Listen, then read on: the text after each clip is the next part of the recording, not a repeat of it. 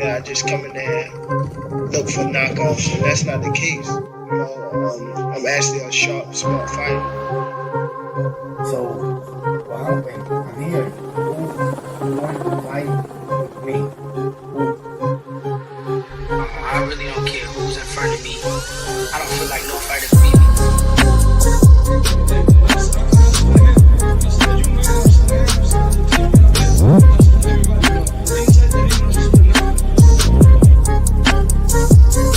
My goal is to demolish everybody, to be honest. Everybody that's in my way. The pinnacle to any weight division is to have all the belts, all of the titles.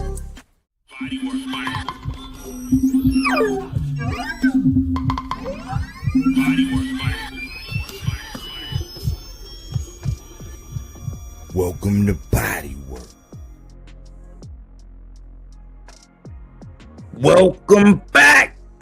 It's Michael Rogers. Welcome to Bodywork Boxing. It feels so good to be back. It's another Throwback Thursday.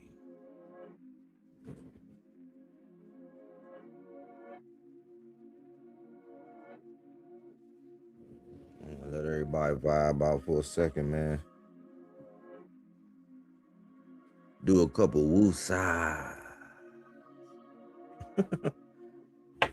You know what I'm saying? Relax a little bit, man. It's the evening time. People should be winding down from their activity.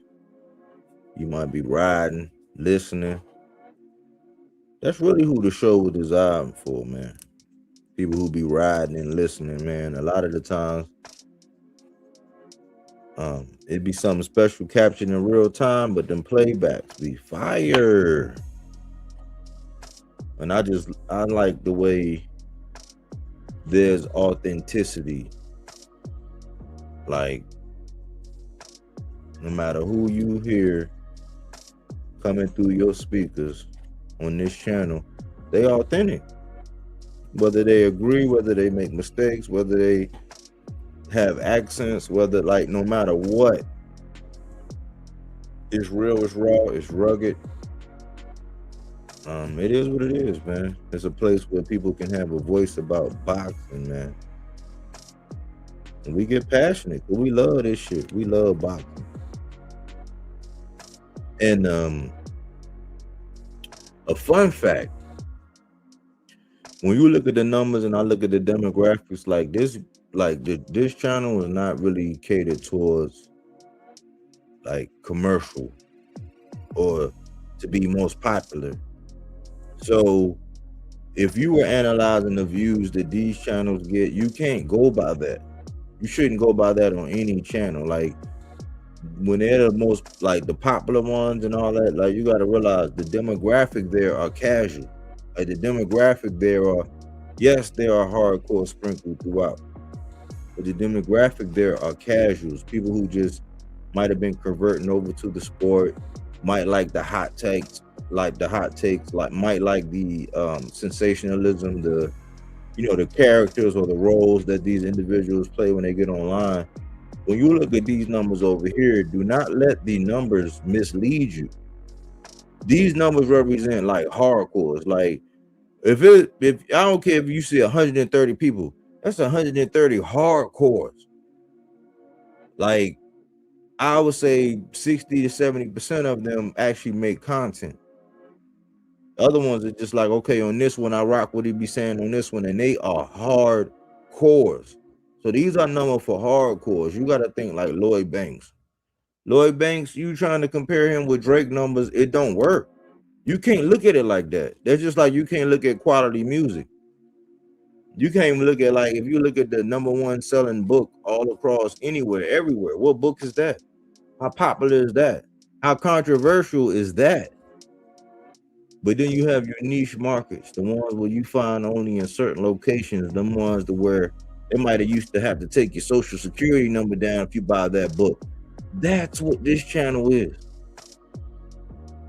You know, it's like an unwritten membership to where it's like, man, listen, I'm gonna come out, I'm gonna eat crow.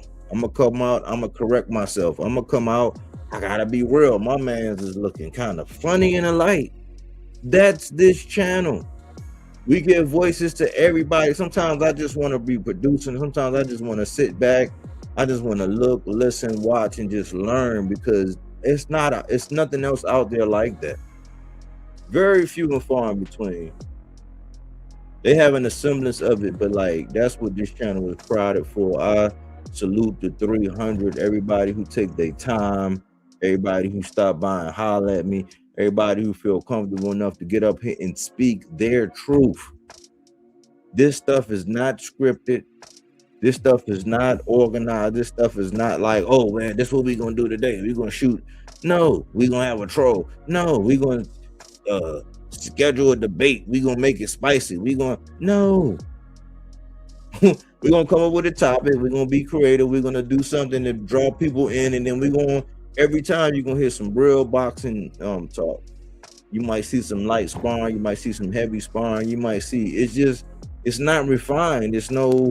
It ain't like, okay, yeah, this is your part, this is what you say, this is what you go. Like, no, it is what it is. It's organic, man. It's like we're still setting out. The reason why, because I've seen so many small channels give up, cave in, quit because they didn't get the support. We're not going nowhere. And they were great channels. We're not going nowhere, but what we are going to be is a place where you can come and you can get that shit off. You know how they say put that shit on? Get that shit off over here on Bodywork. Speak your truth. You know what I'm saying? I like the variety that we have. I even miss some of the members that used to come over here. I don't know why some of them left. I'll never have answers, but as a 300, it's like, yeah, when you got 300, if 2 or 3 of them dip out, you be wondering why. But it just let me know that, man, it get hot and heavy, man. And this is really for a hardcore channel. So I don't want, if you come over here thinking that you're gonna hear about, Clarissa and how she getting all her bills paid by Papu. Like, this is not it. You're not gonna get that.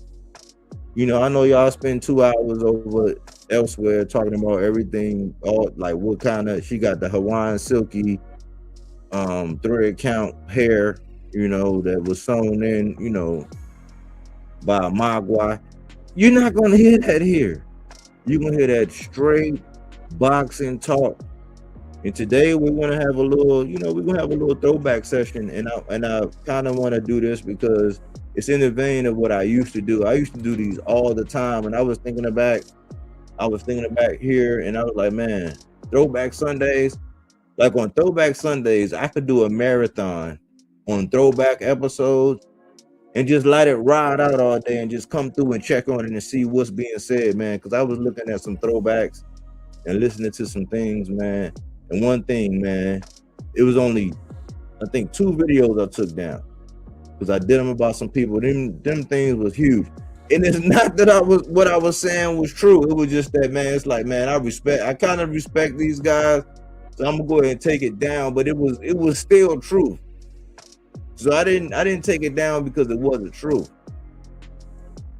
But that's the thing about this channel, man. You can go back, and even when you look at the flaws in the beginning and the growth and the mistakes and the maybe bad audio, this one, maybe too much of a loud intro on that one, maybe too, whatever, too creative, too different choice in the, the music or the visuals, whatever it was, we always owned it.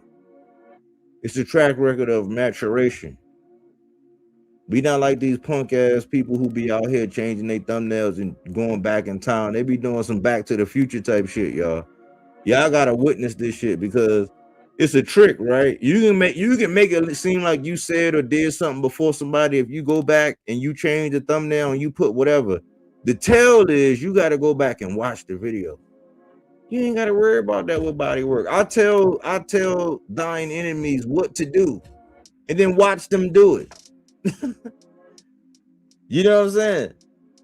So this is an organic channel, y'all. We're not gonna compromise. All we're gonna do is grow. We might be getting like 5s and 10s, you know what I'm saying, like per month. But guess what? That's 300. Not 1,000. That's 300. All I need, I'm very close to my next number, my next goal. Right? And really, I'm not gonna tell y'all the real number I need. I'm gonna tell y'all a little bit more than what I need, but this is what I need. I need 2 new subscribers tonight. That's all I need. That's gonna put me surpass my goal. I need 2 new subscribers, man.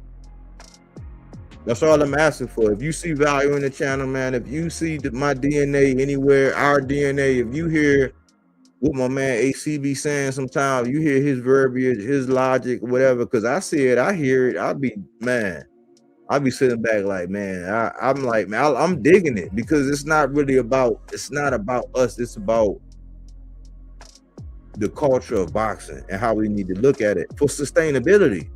See, a lot of these guys, they'll come in, it's just like the shot in the arm, like, oh man, I'm feeling the adrenaline, rah. But then what? It's just like a relationship. You go in there, oh man, ooh, bing, ping, pow, you know what I'm saying? Kitchen, counter, back seat, dresser, park, restaurant. Okay, now what? If it ain't no conversation to sustain you, if it ain't nothing of some substance, you done been there, done that before. How many times you done that? This ain't bing, boom, pow, $20 on the dresser. This is fruits and veggies. This that pressure. That's all it is, man. We gonna speak our mind. We don't give a fuck if you delusional. We gonna call you that. If you a snitch, we gonna call you that. If you an egghead, we gonna crack your shit and we gonna call you that. If you be flipping and flopping, we gonna say you a pancake. We can put some syrup on your ass. We gonna grill your ass. Yeah. And if you a hindsight, it's 2020 is. We're gonna call you on that, man. It's not gonna change. We're not here to be, we're not politicians. We're not gonna try to get you to take the popular vote. We're just gonna give you that boxing smoke. And if you got a problem, you can get up here and hop in this hot seat. But I notice how nobody ever do that. And I always say, stop me when I'm lying. Like, we are in a serious time where boxing is changing. The climate is changing. Like, this shit is getting closer to WWE. This shit is scripted. And this is why I'm doing this episode, because it's a flashback. It's just like, okay, cool. Because a lot of people like the story of Noah and how he was a drunk and how he did this and all that. But he spoke profound truths. He was telling everybody, hey, it's about to be over, man. You want to get on this arc and all that. All this symbolic stuff. Guess what? Another guy who they were saying was crazy, deranged, and Jermall, Charlo, they were saying the same thing. But if I'm gonna go back tonight, and I'm gonna give y'all a throwback, man, a quick throwback to where it's like everything he said, like from notched about like 8 or 9 different things he said. It was just like, don't take my word for it. Look at his word, and then look at boxing in 2026. You know what I'm saying? We applying that pressure, man. We not giving up. We might let the beat build. We might let it breathe for a second. We might look through the cycle, because one thing about us, even with AC, we're going to qualify the information. We got to sit down and look at the interview. And if we say, I ain't seen it, we're going to go back and see it. If it's of interest, if we forgot. But we're going to lay eyeballs on it. We ain't just going to shoot from the hip. We ain't going to act like we watched the fight blow for blow, plan. If we didn't watch that shit, we're gonna say we didn't watch it. We're not gonna give an honest take and blow. I'm like, most of the people can hold a whole 2-hour conversation. They never even watched the fight. There's no integrity in this. That's what this channel is about. So we let the beat build. We come back pretty much every other day. Sometimes it's every day, but when it's slow, it's not gonna make up nothing. And then that's time to dig deep. That's time to do research. That's time to throw another set of eyeballs on this shit, because boxing is a relationship. And as a fan, it's not like football where okay, this is springtime. Okay, this is when they're going to trade. This is when this. Boxing is all over the place. No centralization. You got to be on it. And if you do the cheers thing where you go where everybody know your name and they always glad you came and they just glad to see your face, then you might be getting dissuaded and persuaded to think and believe some things that might not be true. We saying, listen, go listen to all them guys. Come over here and listen to how we break it down. And maybe, you know, you might come to a different conclusion. You might be like, oh, okay, that's interesting. I'm going to look at it like this. And at least your thirst, the hunger, the thing that we preach, the thing that we go over, the things that we allude to, it's for the longevity of the sport. It's not just to entertain you. It's just not to, you know, to make us think that we bigger and badder and smarter and tougher. No, it's just to preserve the sport. So that's my introductory rant. I had a lot on my mind over the last couple of days, and I've been watching the sport, man, and just thinking about how everything is. And it's just so funny how everybody comes to the same realization. I'm like, damn, do I got to be that much more patient? I'm talking about that much more patient. The shit I'm talking about, this was 9 months ago. I'm like, damn, people are just now, and we see it clear as day. So I'm like, okay, maybe you got to be that much more patient with boxing. But you can't give up. You can't join them. I'm not if you can't beat them, join them. It's like, nope, you're gonna have to annihilate us, son. You got to wipe up everybody, the seeds, the women, the children, everybody. You gonna have to eliminate us, cuz it ain't no we can't beat them, join them. We not joining. You know what I'm saying? Come do whatever you gonna do. We the 300. We are the 300. You know what I'm saying? Salute the AC, man. What's going on, champ? Man, what's good, man? Great insights and everything. Today I was just in a great space mentally. I'm at the numbers portion of this project that I'm working on, readjusting some stuff, and based on what you're saying, sometimes you get involved in something. I'm watching a fight, or I'm interested in this fight, or I'm going to channels because this is a big fight. You have your initial feeling about it. You're saying, yeah, this is where I'm at, blah, blah, blah. And then throughout all the tribalism and everything else, you get caught up in that, and it takes you so far from what people would consider their base. And then close to that thing happening, or right at the precipice, you say to yourself, how did I get here? Oh, I let all this dumb shit influence me. And that's why my opinion is what it is right now. So let me revisit how I got here, do my Keith Thurman introspection of going to when I was fighting for free, when I fought for 1,000, when I did X, Y, and Z.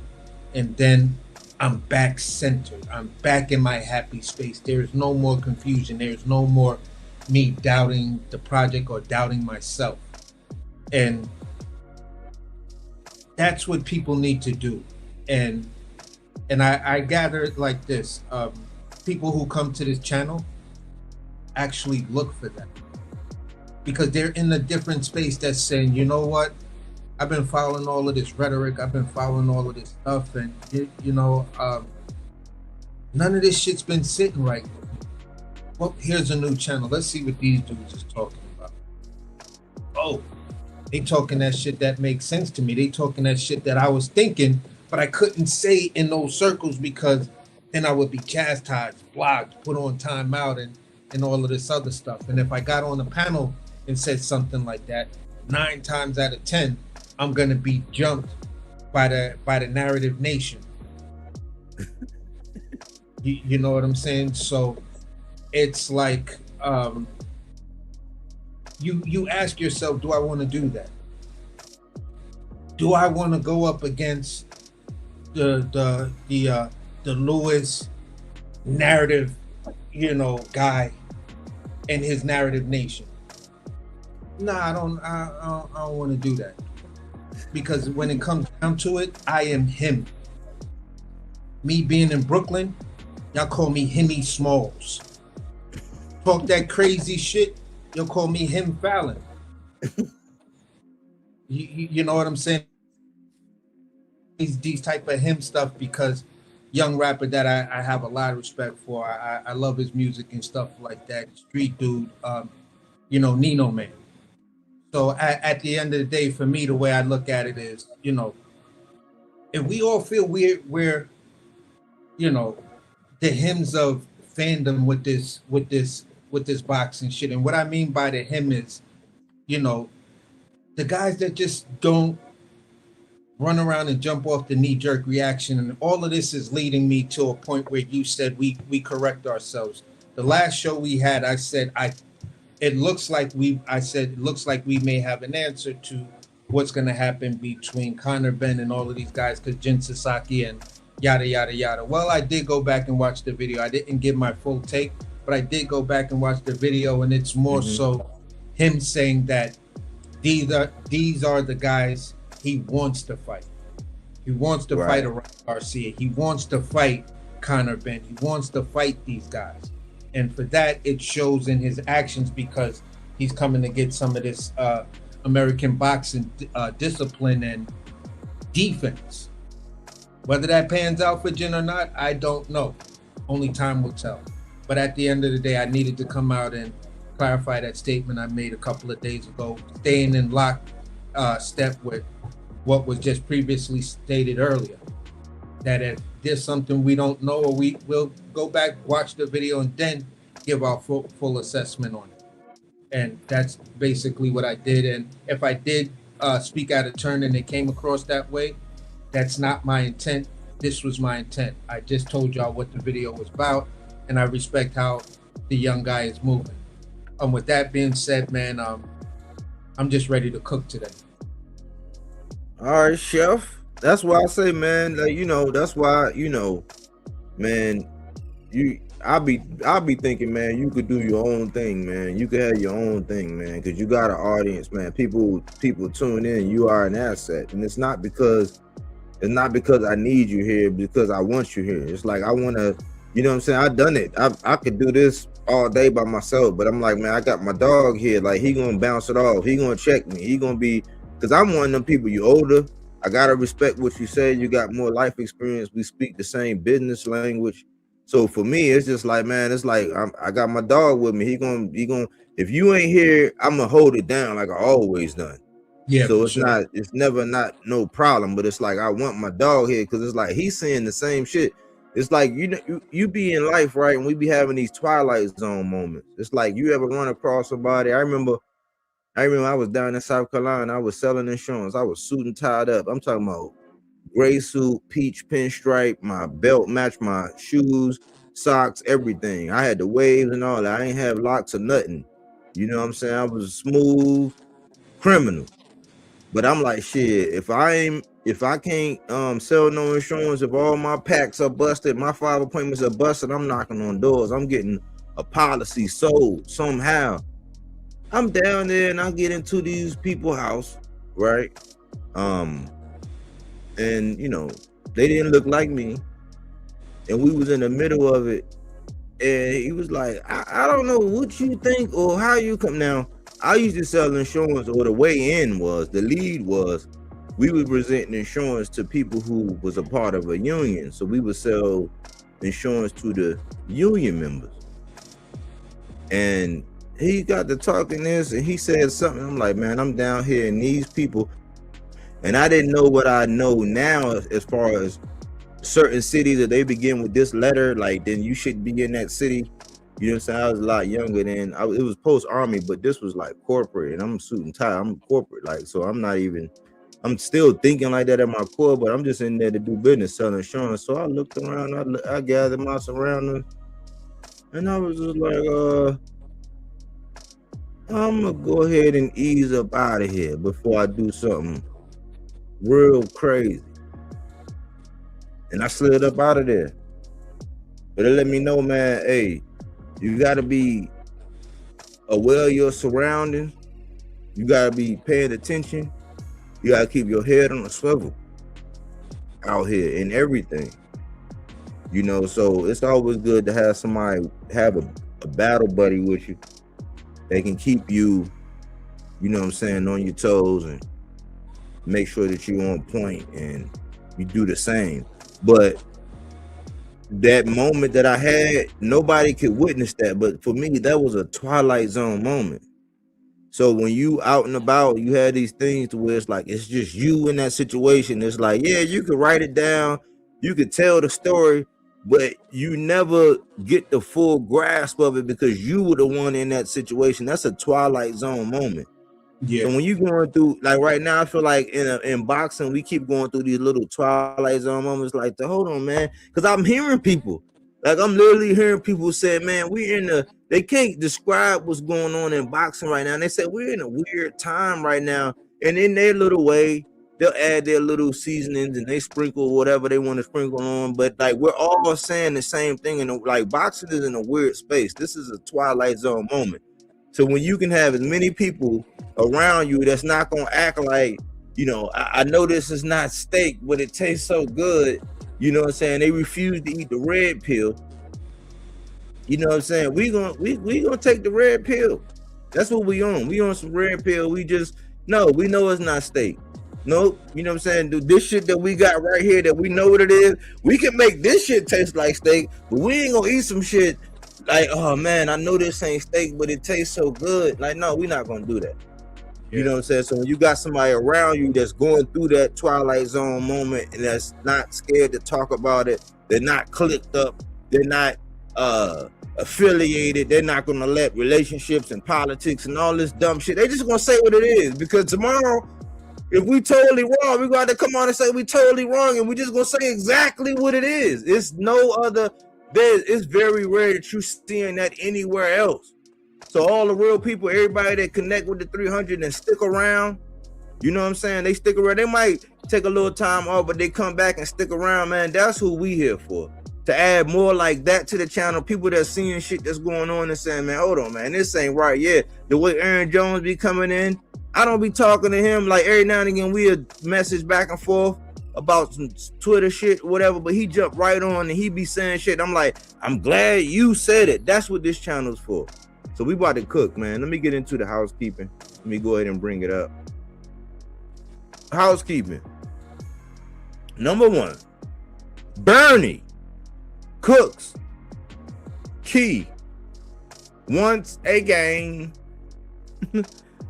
This is so funny to me because it's like, man, I got mad love for some people from that region, and I really see them. Like, I really think that some people at their core, like, if you was just part of their, like, if you was a boy or a friend or whatever, a close, whatever, y'all grew up together, you be like, man, this my man, 50 grand. But like in hindsight, because I be saying it in real time. But when I was saying a lot of things I had been saying over Key, and when I finally said, you know what, I can't just do this with Key. This is when I recognized what he was doing with Tank. That's what really got my attention, because I've been through this before. I've been through it with Devin. I've been through it with Shakur. Keyshawn was just one of, you know what I'm saying, pick one of people who clout chase Tank. And I had to like actually say, okay, is there any legitimacy? But everything in my heart of hearts was saying, man, I want to pull for Key. Why? He from Virginia. That's not necessarily DMV, but he from Virginia. He from this area, like this general area. So I wanted to pull from him. But the more and more I seen about the young man, I was like, man, nah, man. I seen these guys. I was in the army. Like, I used to be a soldier, a sergeant in the army. I had soldiers. Like, I've been around like people with that characteristic. Like, I've been in a position to where it's like I had people like that under the wing. So I know what it looked like. I'm like, man, like, come on, man. All the talent in the world, like, if you could corral them, be a best soldier, be like, they could do anything. Like, if you got them under control, like, if you could kind of get through to them and you make them a little bit more disciplined, and you gave them tools to use so they wouldn't crash out, they'd be one of the best, like, just like in boxing, he'd be one of the best boxers out there if he stayed disciplined.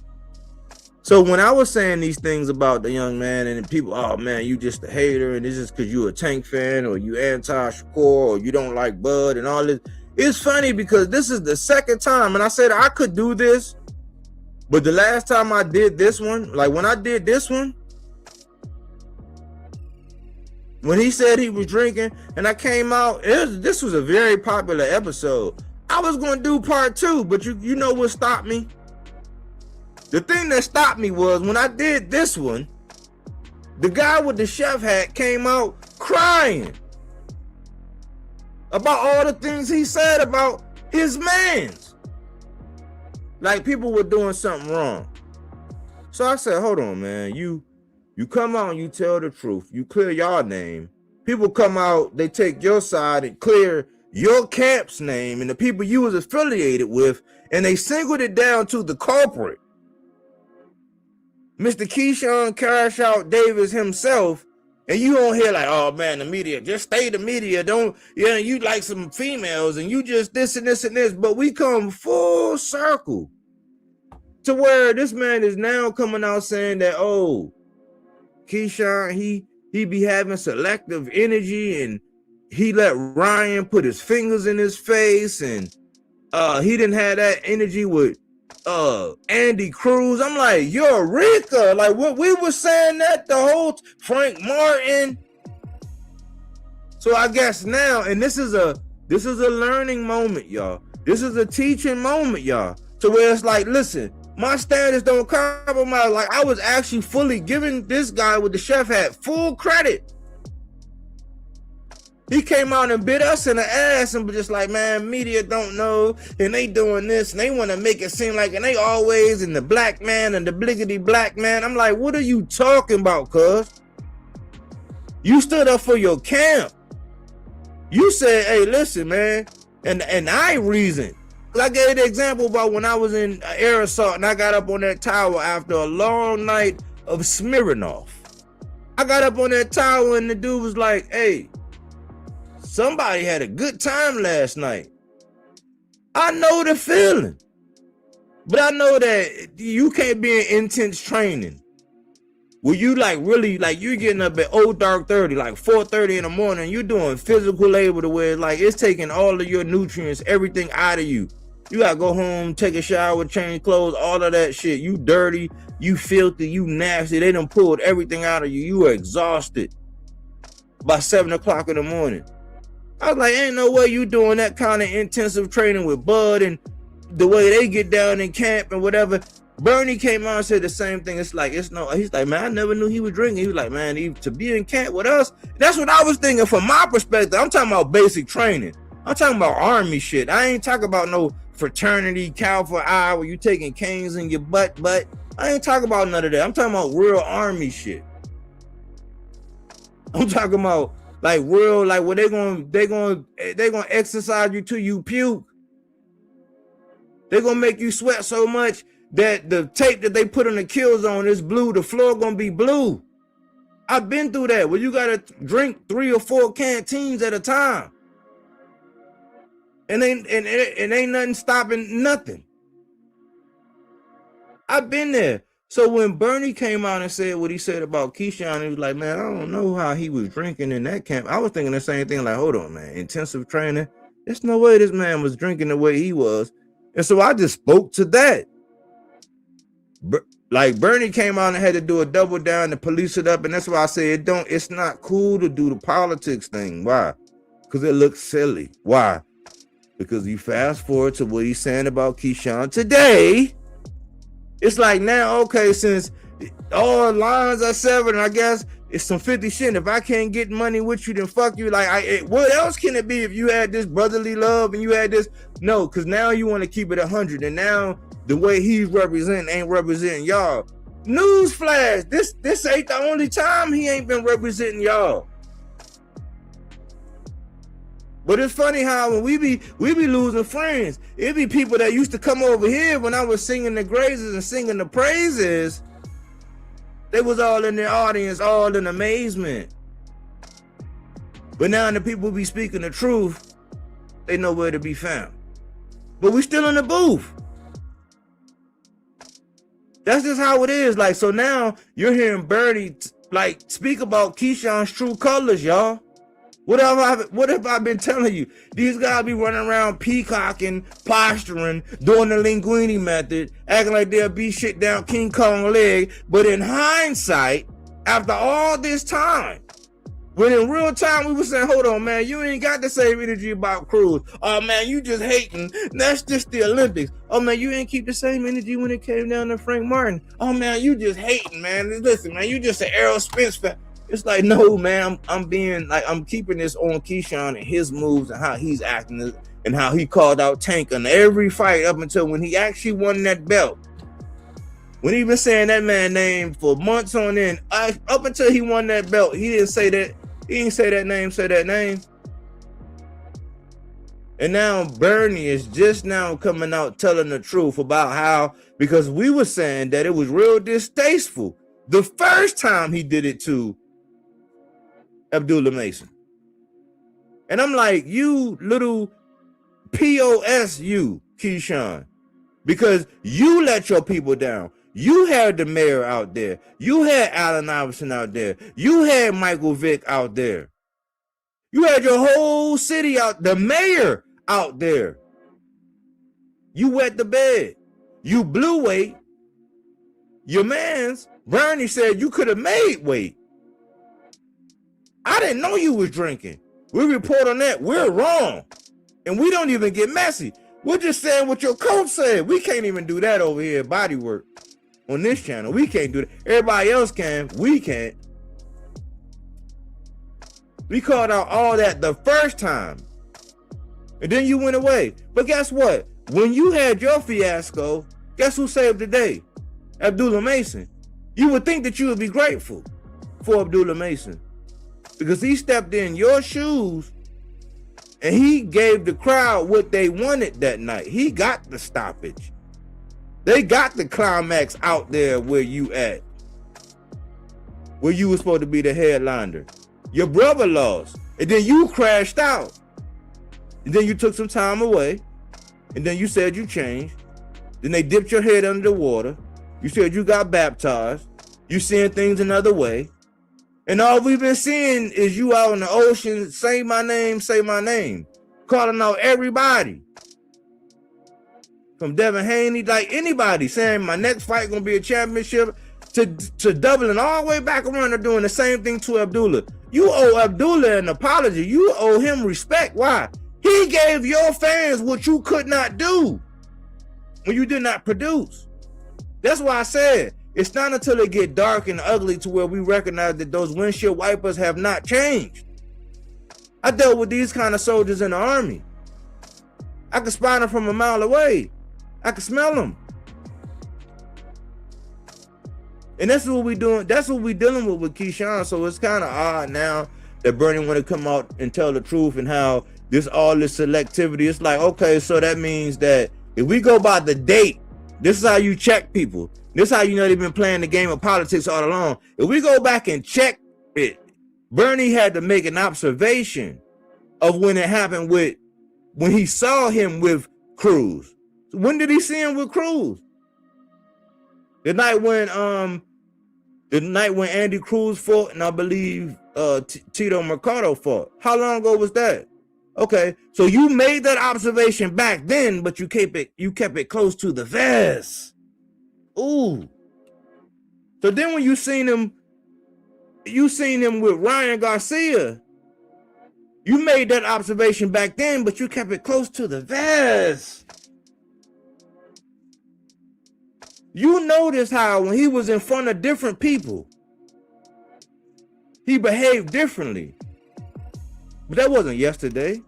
That wasn't last week. That wasn't last month. That was a month, 3 months, 6 months, a year, almost a year ago now.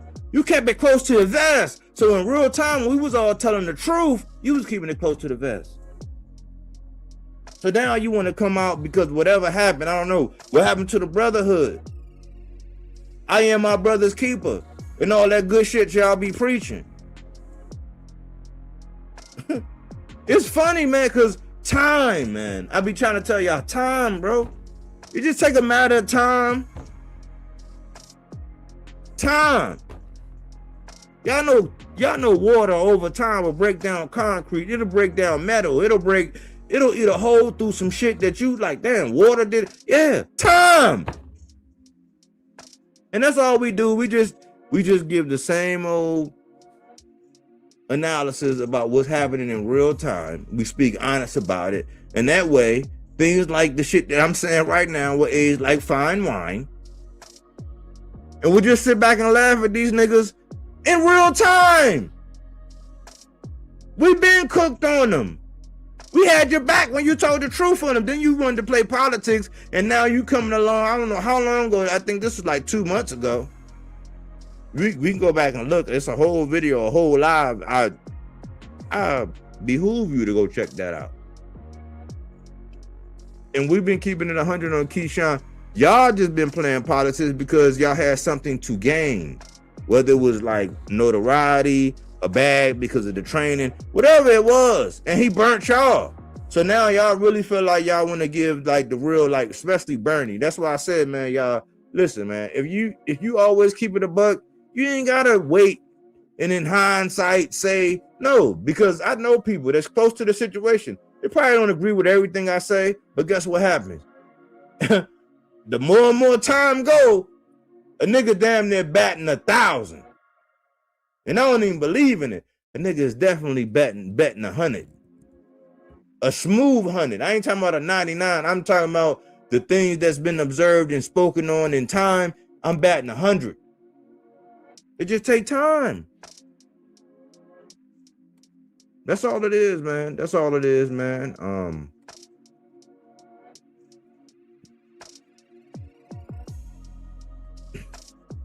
The next one. Real ones want get back. When you talk to Gary Antoine Russell, even though he kind of has momentum and he just faced a monster in, Hirioka, and he's on his quest for undisputed, and even though nobody won't say his name like Beyonce, he still wants to get back from Alberto Puello.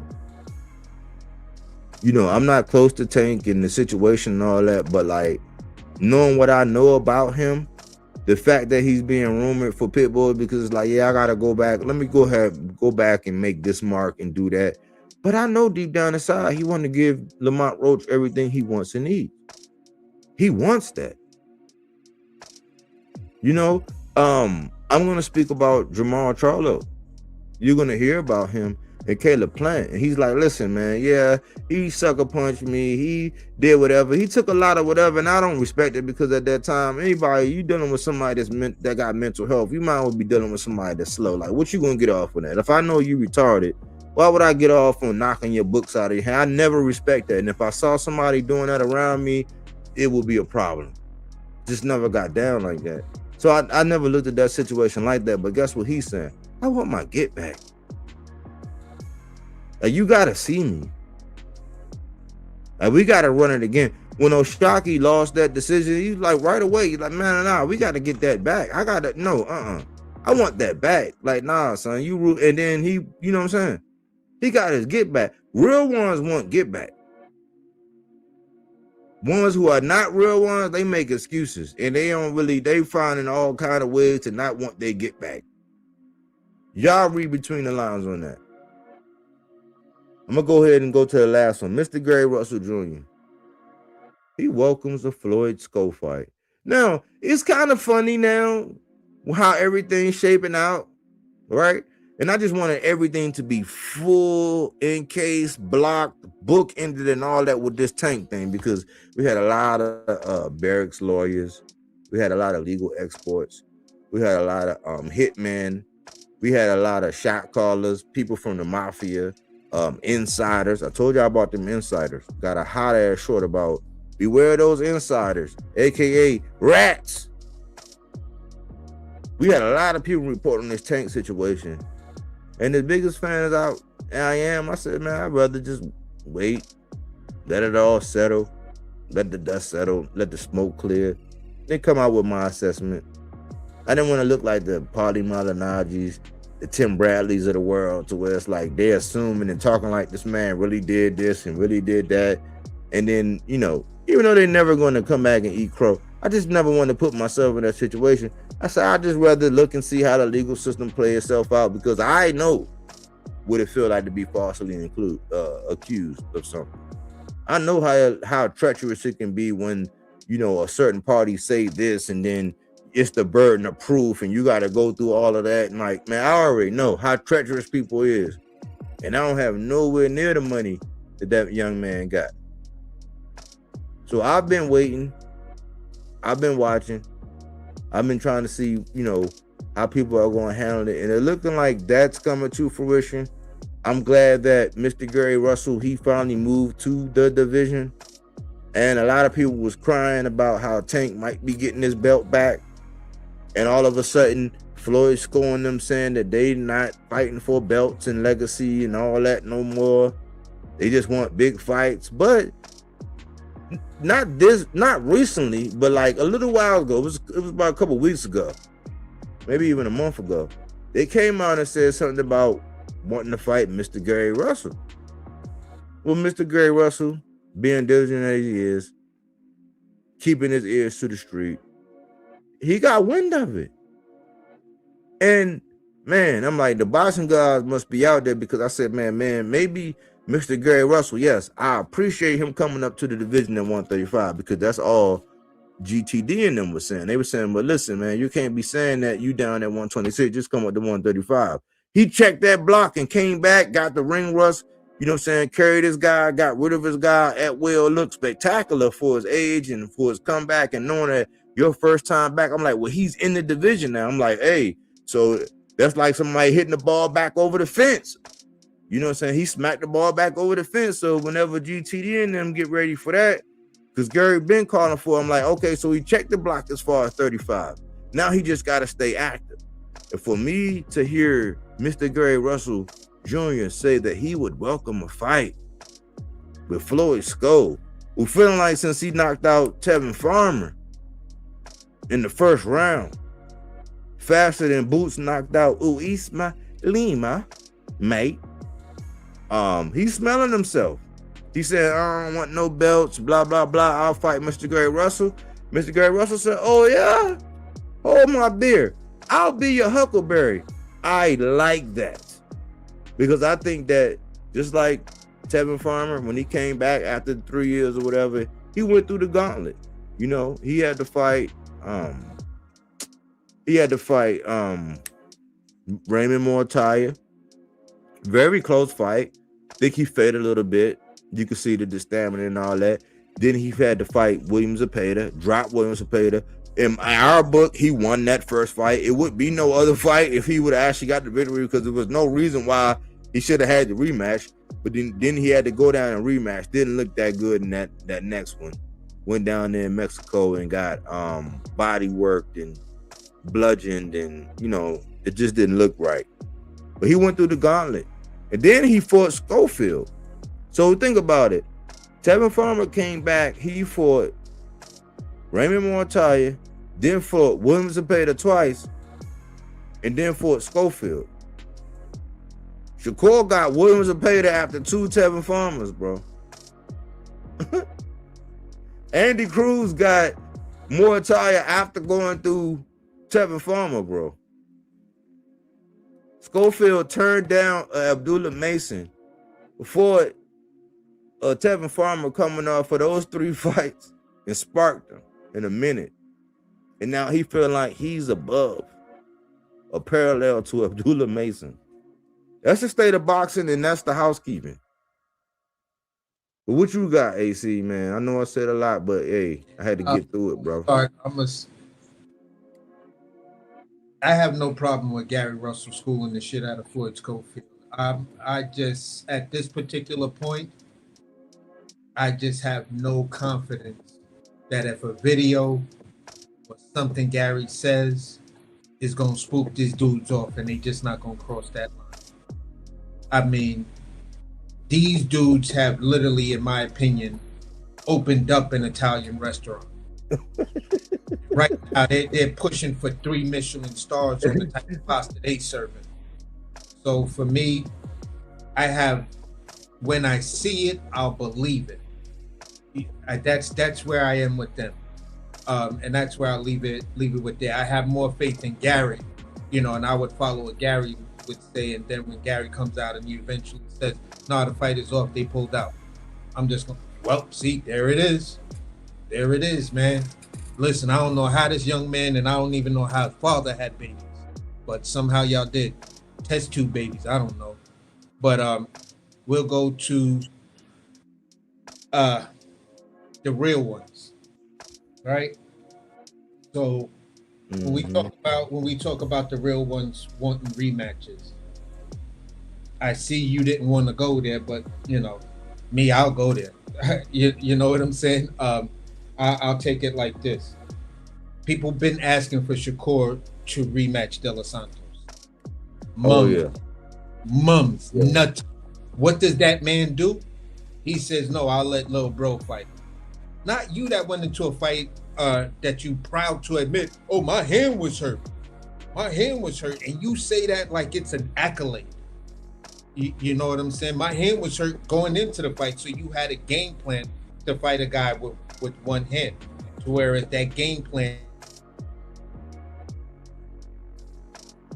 You cut out, AC. You cut out, bro.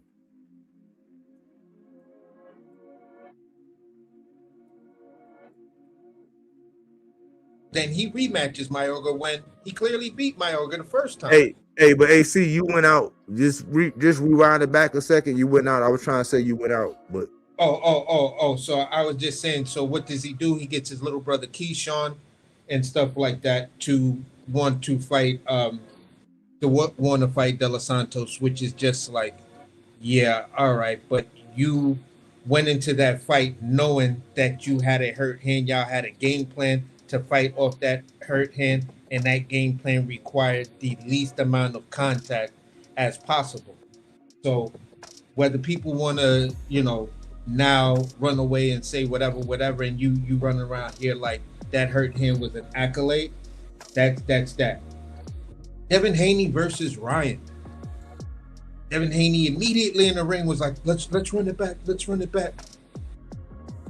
Okay, you run it back. You say you're going to take the year off and you don't want to fight nobody until you get Ryan. So then we see the whole thing that happens in Times Square is supposed to be the setup fight.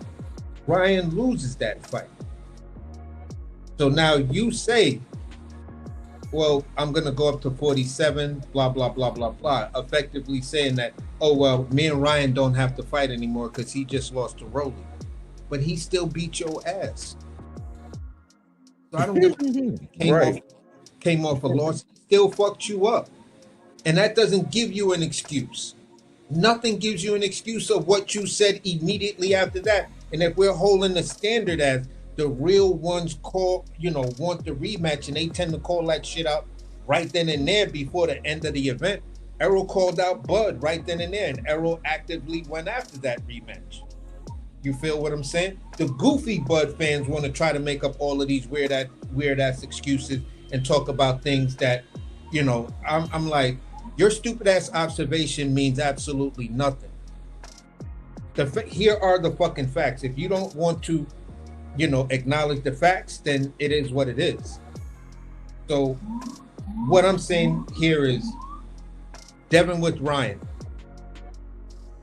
You just came out your face and said, if Ryan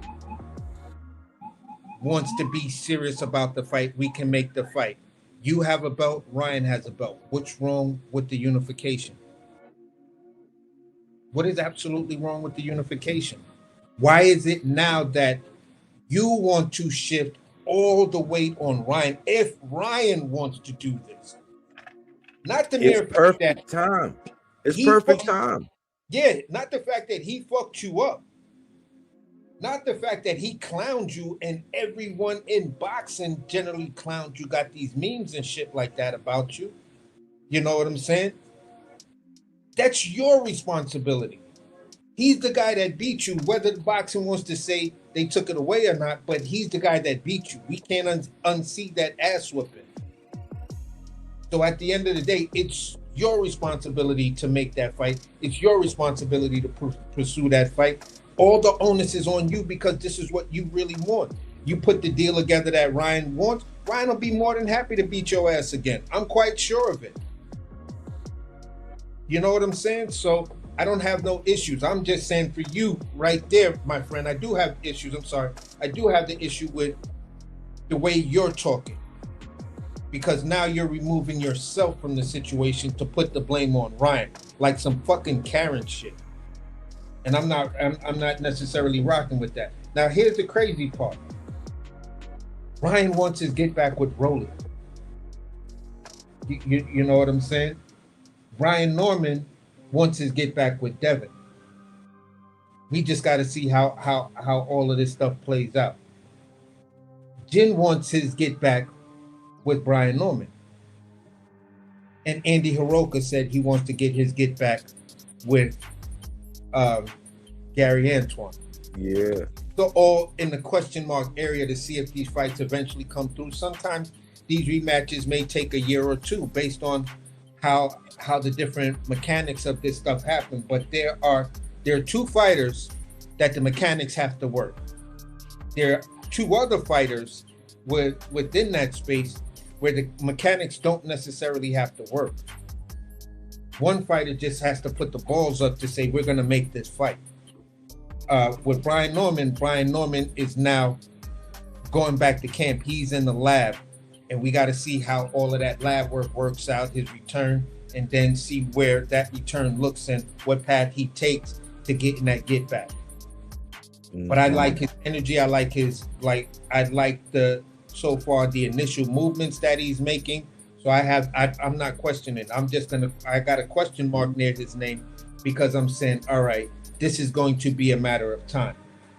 And to go with Mr. Keyshawn,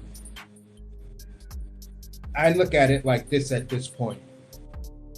Keyshawn Davis is extremely jealous of Abdullah Mason. Nothing else makes any sense. I think when that whole situation happened, Keyshawn wanted Abdullah to fail. So he can probably swoop back in and say, see, I told y'all he wasn't ready yet. Yeah, that was just a mistake. But now that didn't go down, and probably in that meeting or somehow or another, it was told, but not directly in the business language that, right now we're just not interested in you. We'd rather back Abdullah Mason and his efforts to do what he's going to do because he seems more aligned with what we look for in our champions.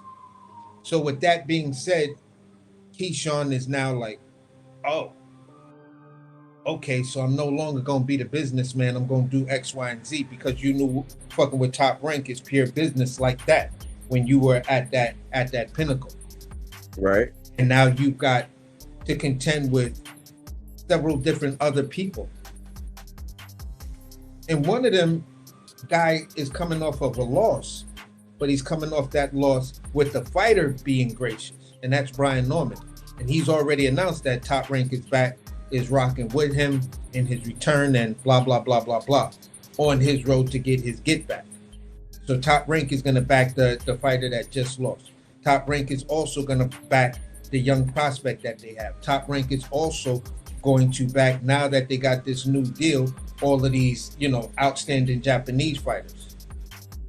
So Keyshawn, the moves you made, I see why you made them. Because there's not that much wiggle room for you, so you have to attach yourself to this guy, hopefully to get that independent type deal that this guy can put you on or bring you under his wing that he may have with whomever he's working with, whether that's Eddie or anyone else. So we understand what you're doing, Keyshawn, and we're about to see your loyalty. Based on what I'm seeing, your loyalty to Top Rank is about to end.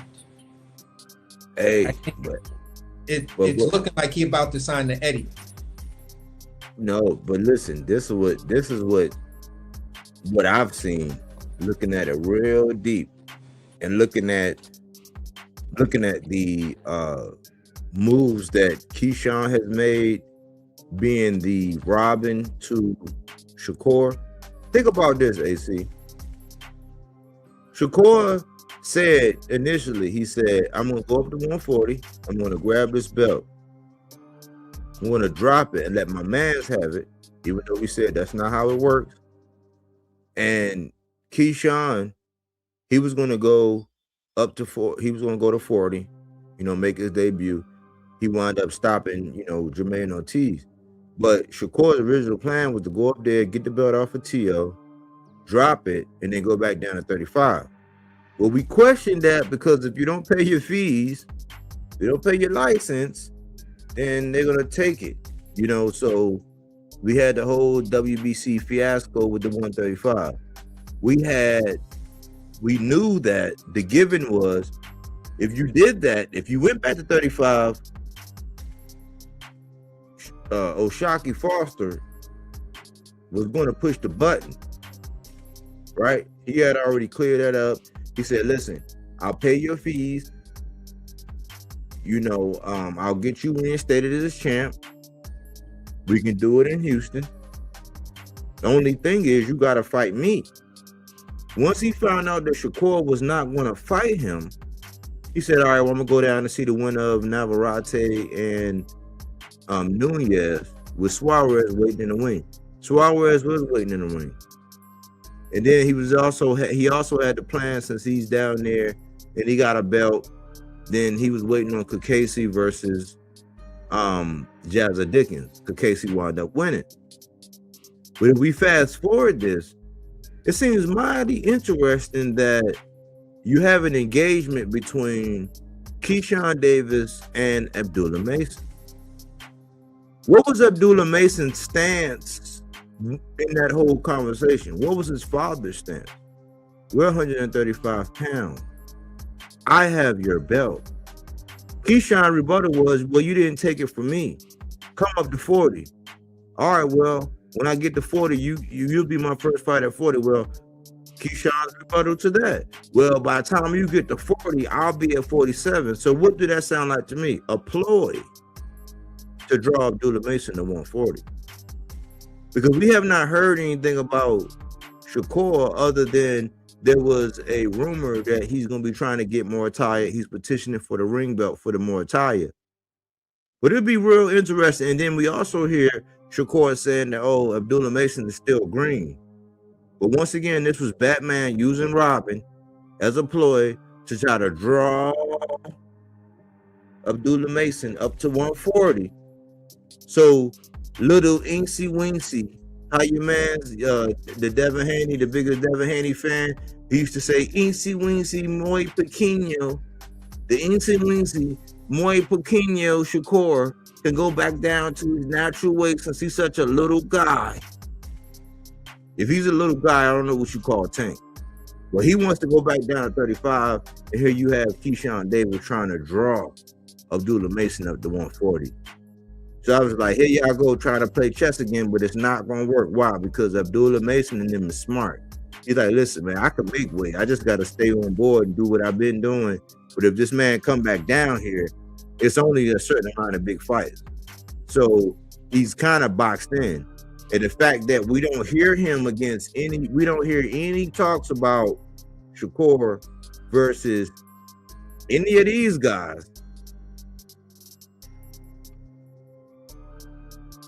The narrative is that Gary Antoine Russell he just terrified based on his response. I didn't necessarily care for his response, but if I was an interpreter, I wouldn't have got he's terrified of Shakur Stevenson.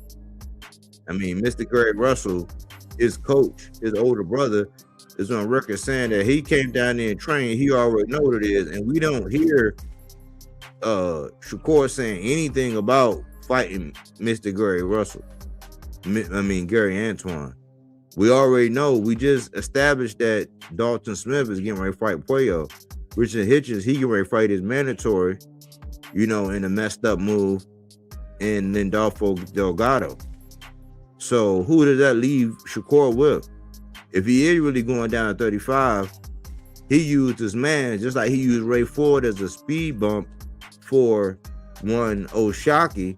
He's using this other guy to try to ploy or lure Abdullah Mason up out of 140. And the funny thing is, all three of these guys are with Jay Prince. So you mean to tell me that in a situation where Richardson Hitchens and Teofimo Lopez shared the same manager, just like Jay Prince is the same manager as Shakur, Keyshawn, and Abdullah, you got Richardson Hitchens having the same manager as Teofimo Lopez. Teofimo Lopez got in the ring. They asked the crowd after he stopped Cambosa, y'all want to see this? The crowd were like, yeah, we want to see it, blah, blah, blah. small crowd or whatever. They say, yeah, they want to see it. That fight don't happen. That fight don't happen. But you got Keyshawn Davis on film posturing in front of Abdullah Mason, acting like he wants him to fight, but he won't go down to 35, where Abdullah Mason is the 35 champ, who saved his hometown crowd. That's a ploy. Yeah, that's what I observed. And I observed this. I observed the same ploy because at the end of the day, like when I think that was CJ Rich who came up here and was saying no, but he's at 140. I said, yeah, he went up to 140, not because he was complaining that he could not make the weight. What was Keyshawn's reason for leaving 135 pounds? I was drinking. That didn't say you couldn't make weight. That didn't say nothing else. So the crazy thing is that Keyshawn never gave anyone a definitive reason for him going up to 140 pounds. You know what I'm saying? He just said he wants to go up there to fight Jermaine Ortiz. You know, but you didn't have any issues making 135 pounds. You said you missed weight because you were drinking. And you said between these last couple of fights, you were drinking. Well, the fight before you missed weight, you actually made weight. And that's where you got your belt. So the issues that I'm having with what he's saying is, number one, as far as I'm concerned, there's nothing stopping you, Keyshawn Davis, from going back down to 35 and challenging Abdullah Mason. You just blew weight, not because it was like, oh my God, Keyshawn just outgrew the weight class. You told us you were drinking. And Bernie the boxer was the guy in the elevator with you who got off at the floor before you. And he said, nah, when I was in the elevator, everything was cool. But, you know, the execs was like, yo, I don't know what that foul smell was in that elevator. It smelled like a dead body. Well, Bernie just said, you know what, that's because Keyshawn farted, because when he and I was in the elevator together, everything was roses. When I got out the elevator, he must have let it go, not thinking that somebody was going to get back on. He was on the 5th floor. He was like, come on, we in Vegas, in the Vegas elevator. How many people going to get off at the 4th, 3rd, or 2nd floor? So that was his problem. So Bernie the Boxer is basically telling everybody, no, this dude is just stinking up the place. Don't believe this dumb shit he's saying. That's because he's been eating on all of this foul shit that his fans is telling him. And sometimes when you eat foul shit, it fucks your stomach up. Stomach get a little bit bubbly. You know? You looking for, hey, where can I go to let this shit go? And I'm by myself. So that's basically what Keyshawn is trying to do. And then he's masking it by saying, I found religion. Well, if there's a young guy who's got religion, who's grounded in religion and his belief, is he doing the shit that you're doing? No. There's another young fighter named Joseph Brown who's grounded in his belief. Is he doing the shit that you're doing? No. Tim Rodriguez is grounded in his belief. Is he doing the shit that you're doing? No. So at the end of the day, you went through all of that posturing. You brought in your belief system to try to legitimize your posture. And at the end of the day, you still are acting the same way. It's like a hoe going to get baptized and everything. And 2 weeks later, she back on the strip, hoeing. Bro, the pastor's gonna drive by and be like, what the fuck? Let me ask you something, Chef. Now I gotta default to you because I'm a master in my own right. With me and my lady, you know what I'm saying, I'm the chef. I'm the top chef, you know what I'm saying? But I gotta defer to you, man. We've been speaking about the linguine method, Chef, and How long does linguine take? Because we've seen a lot of linguine thrown up against this wall for Keyshawn as we close out this housekeeping. But like with all this linguine we have seen thrown up on the wall, how long does linguine typically take? Because it's been a minute since we seen him fight Jermaine Ortiz, correct, Chef? Yeah, definitely. So I'm gonna say it like this. If you already got a ball of pasta dough made, right? Got the big ball of pasta dough made, you got yourself a pasta machine that's right there at the pasta station. From that to finish, you're talking about 3.5, maybe 4 minutes. So that's pretty much it. To get it to stick, it's even less time, because you just want to release some of the starches and then let it rock at that. Let it cool down at air temperature and fling that shit. Pasta sticks a whole lot better than dry. So that's, that's all I'm saying. But Keyshawn already knows this. They opened up a pasta restaurant. I just can't see going down to, Virginia, where he's at, or Norfolk, and going into a black-owned pasta restaurant. I just can't see it. It's like, it's to me, it's like I don't know. I can't come up with something right now that rationalizes it. But at the end of the day, where I was going to end everything off is this: time is the great equalizer. And we talk in any different ways. Plant a seed, let it grow, pay a couple of dollars, watch Denzel. It's all the same thing. It's all an equalizer. And you just let shit happen enough time, you're going to get the results more than likely that you're looking for, if you're following the thing and you have insight. You can call it out and say, yeah, this is more than likely what's going to happen. Regardless of what people say, it's going to happen like this. And I know you fans out there are going to try to justify it when it happens, but I'm telling you, this shit's about to go down. And then everybody says you're hating. Oh, that's diabolical. Oh, you don't. Where do you guys get this shit from? And then we tell you, here's the timeline.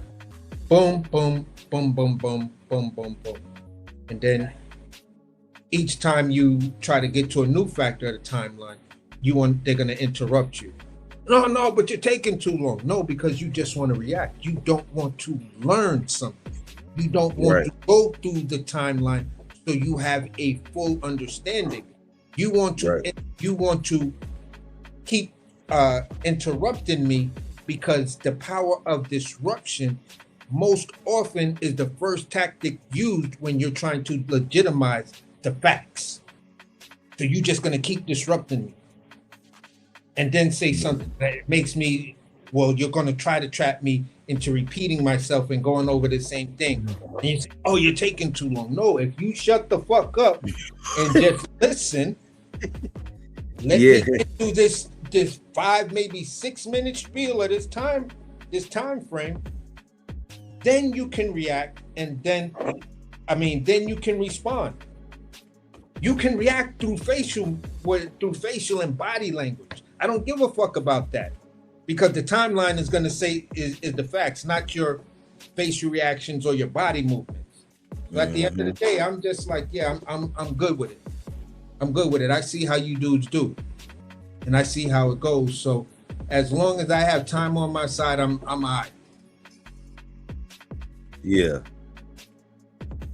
So we starting to see through his ways, man. It's just a matter of time. And I'm just waiting, because we said the linguine method was in full effect.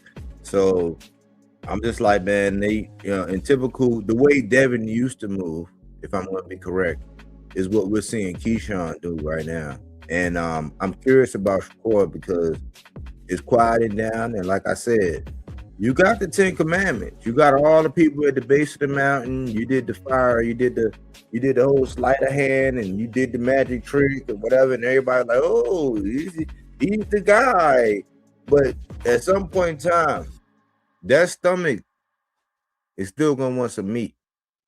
And so right now we in the linguine method. I'm not sure. You just gave the timeline. Like the pasta should be done. We should have plenty of names for either one of them, but we don't. And time has made it reveal to us how Bernie truly feels. I'm not gonna do a video on it because I'm tired of like responding to pussy ass motherfuckers who want attention. They want to be spoken of. They want to be talked about. But when you do it, I don't know. You like some girls gossiping over media? No, we covering boxing. And so it's only a matter of time. But salute Aaron Jones, man. You in the building, bro. What's going on, homie? Brothers, how y'all feeling today, man? Hope all is well, man. We good, bro. Good to hear from you, man. Salute. Yeah, what's on your mind? Yeah, I got here late with the housekeeping, but you know, I got here when y'all talking about that bluffing ass nigga Keyshawn Davis, man. Yeah, bro. Like, I don't know, y'all let me know, like, when is the fake tough hood nigga wanna be down? Like, when is all that gonna, like, everybody can't be that in the boxing game. Like, it's like, when is it gonna stop, man? Like, it's no authenticity. It's, you know, everybody want the same gimmick. They want to be tough and all that. Like that's what I'm saying. Like, that's why I was rocks. I kind of didn't at first because he still is a clown, but that's why I always rocked a little bit with Ron Garcia because, you know, he got the pretty, you know, the golden boy look, you know, the pretty boy movie star look, and he got the social media. He took that and ran with it, and that was, you know, that was his thing. Fast forward, everybody's saying like he was a clown, right? Like he was an Instagram boxer, TikToker, but guess what? What is everybody doing now? Bodywork. They on streams. They on streams by sparring and with these streamers and all that. But I thought Ron Garcia was an Instagram model and a clown and all that. But that's what I'm saying. Like, Keyshawn don't know what his gimmick is or whatever. But what I commented earlier about his brother got on Twitter, right? I guess he was responding to Bernie and all, basically everybody else. And just to paraphrase real fast, he tweeted, "Hey, why y'all keep playing my brother?" And this part, he actually said, "Why y'all keep playing my brother, knowing he's a loose screw?" Like, come on, man. That man is not crazy, man. God damn. God, he's not crazy. You seen how he just I ain't even going to do the recent one. We can go back to fucking Frank Martin, bro. And when Frank Martin ran down on him, this man looked like he really shitted on himself. And the first thing he said is, "Why would you want to fight me? I'm not even. I got, what he say? I got 10 fights. Why would you want to fight me, bro? How's that man crazy? Cause he's trying to sneak the dude. Not here. What makes him so crazy? I'm missing it, bro. Like, he's not crazy. He like them comedian, like that comedian said. He's like when she was like, yeah, them people in New York, they be fake crazy. He said they be walking up to the light and they be like, He's like, when the light be red, they be right in the corner like, when the light turn green, they start walking again. It's like, yeah, they crazy, you know. It's like they ain't stupid, you know. I'm tired of hearing it about Keyshawn, bro. Nothing about that man is crazy. I don't believe in that.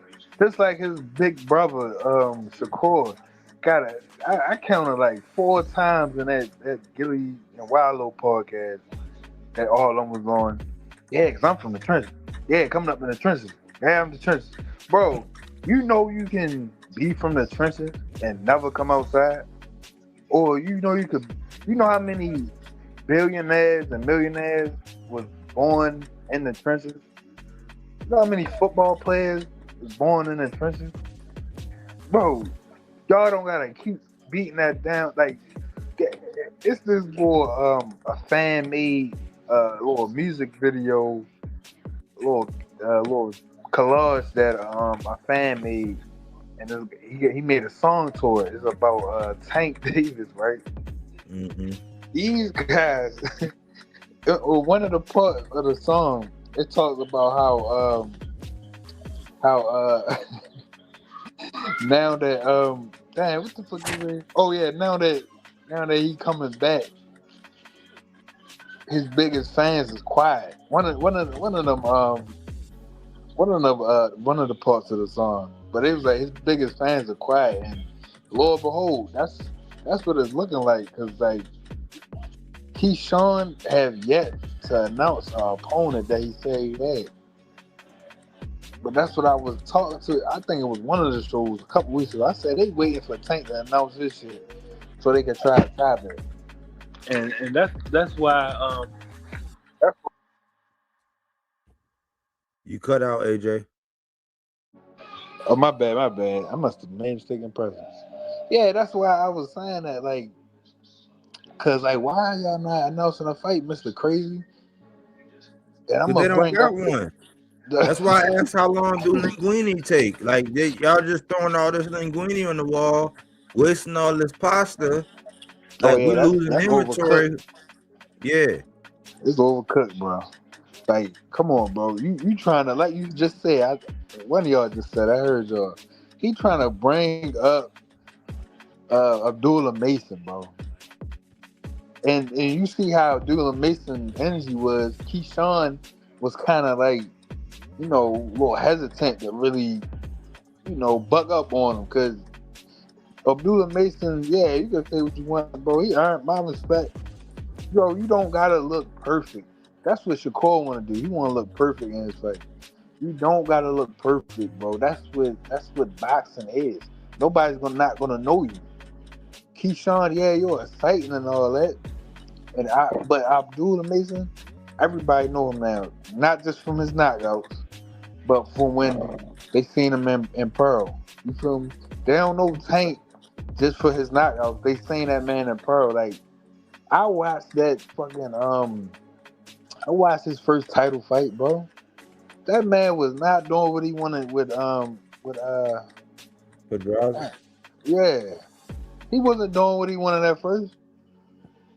I was looking at that shit like, God dang, he really pleased with Tank. Hey, but let me tell you something. This the other thing though, AJ.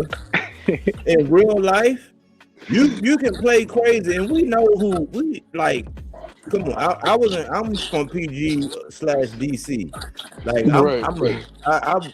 I would be considered a transplant, because I've been in Baltimore since like 2018. So we talking about 6 years now, 7 years. But I'm not from Baltimore. I'm living in Baltimore, but I'm from PG. I'm from Landover. I'm from like 20 minutes walking distance from the stadium where Redskins play. Like, that's where I'm from. But we know when you crazy, it's like you don't care who's around. You will black out. Like I believe you get Tank fucked up, he gonna black out. Like, and then it's gonna I just know. But like, listen, Abdullah got all them brothers. Like, he was up there. If you know his follower right there, yeah, his brothers wasn't probably on the camera, but his brothers was around. Like Keisha, I know, like, you try to do anything with Abdullah, man, then them dudes is martial arts background first, boxing second. And man, that's where I was gonna go up with it. That's exactly where I was gonna go with it. I'm like, yo, you guys are 3B, you guys are DB3. That's Mason 5.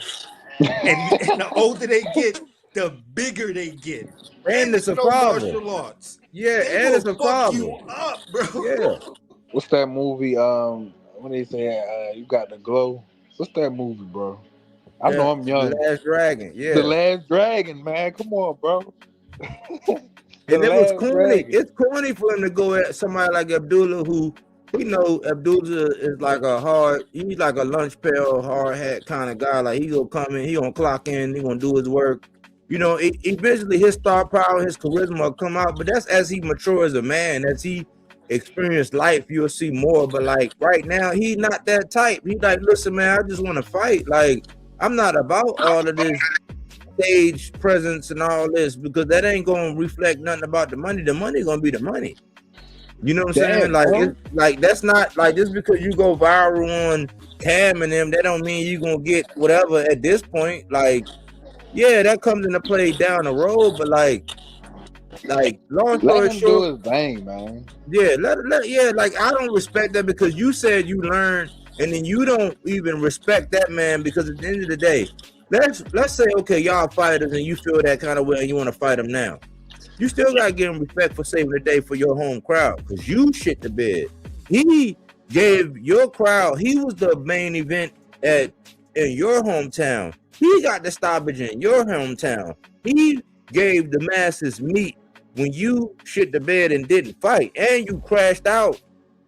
You know what I'm saying? So you got to respect him, because like he gave your people what they needed when they needed it, because you know what I'm saying? Like nobody notices that. Nobody like is gonna talk about those things. Like that's a principle thing.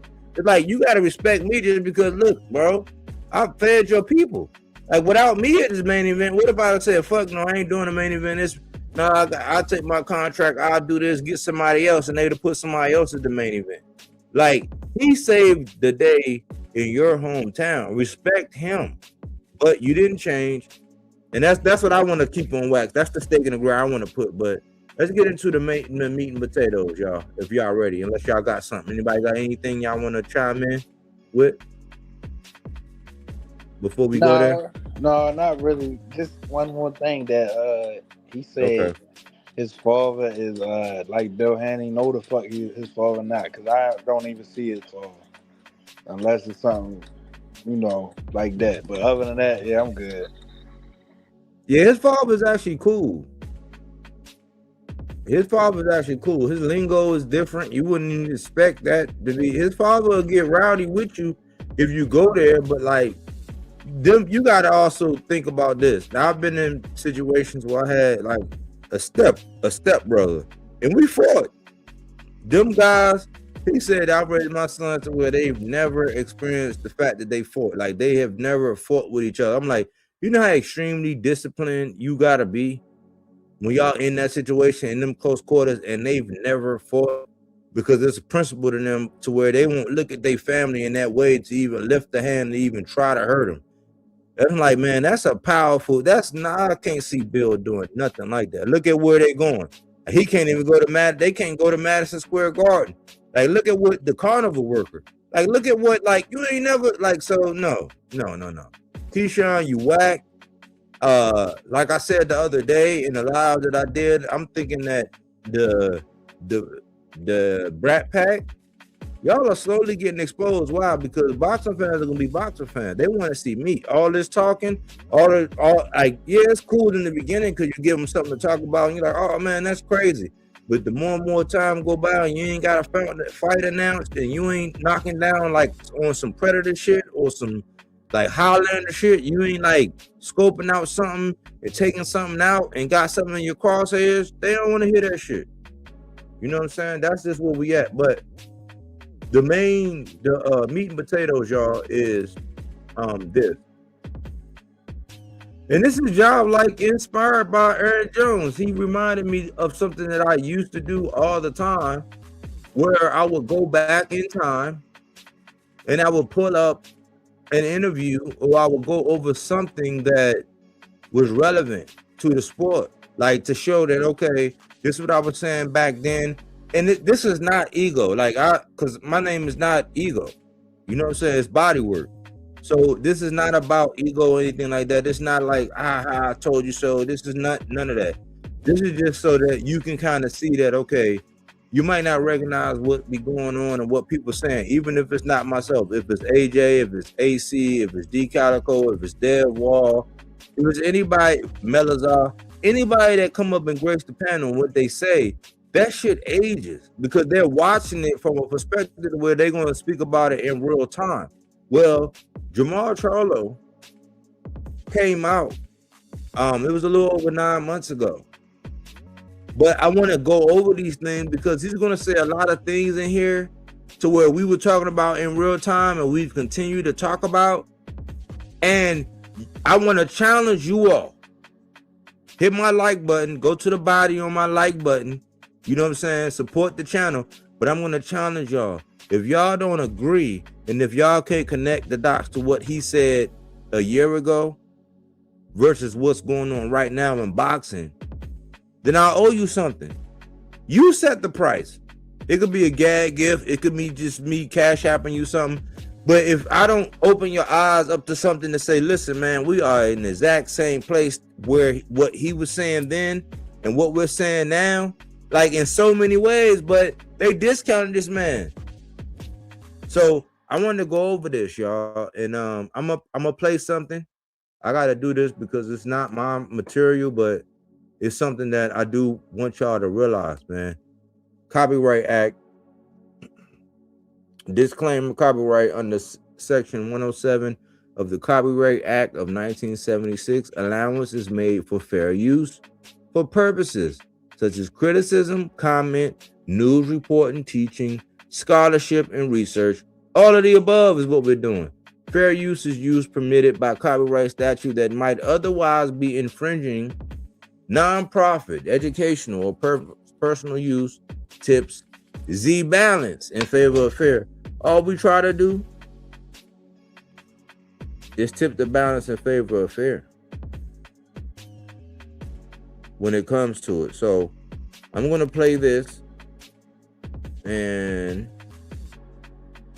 of course I'll be stopping it in between and chiming in with my commentary. But I want y'all to actually listen to the things that are being said in this video, man, and tell me that this is not right where we are.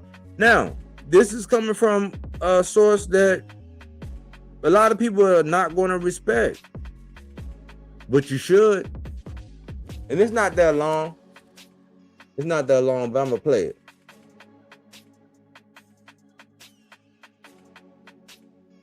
Let me see here.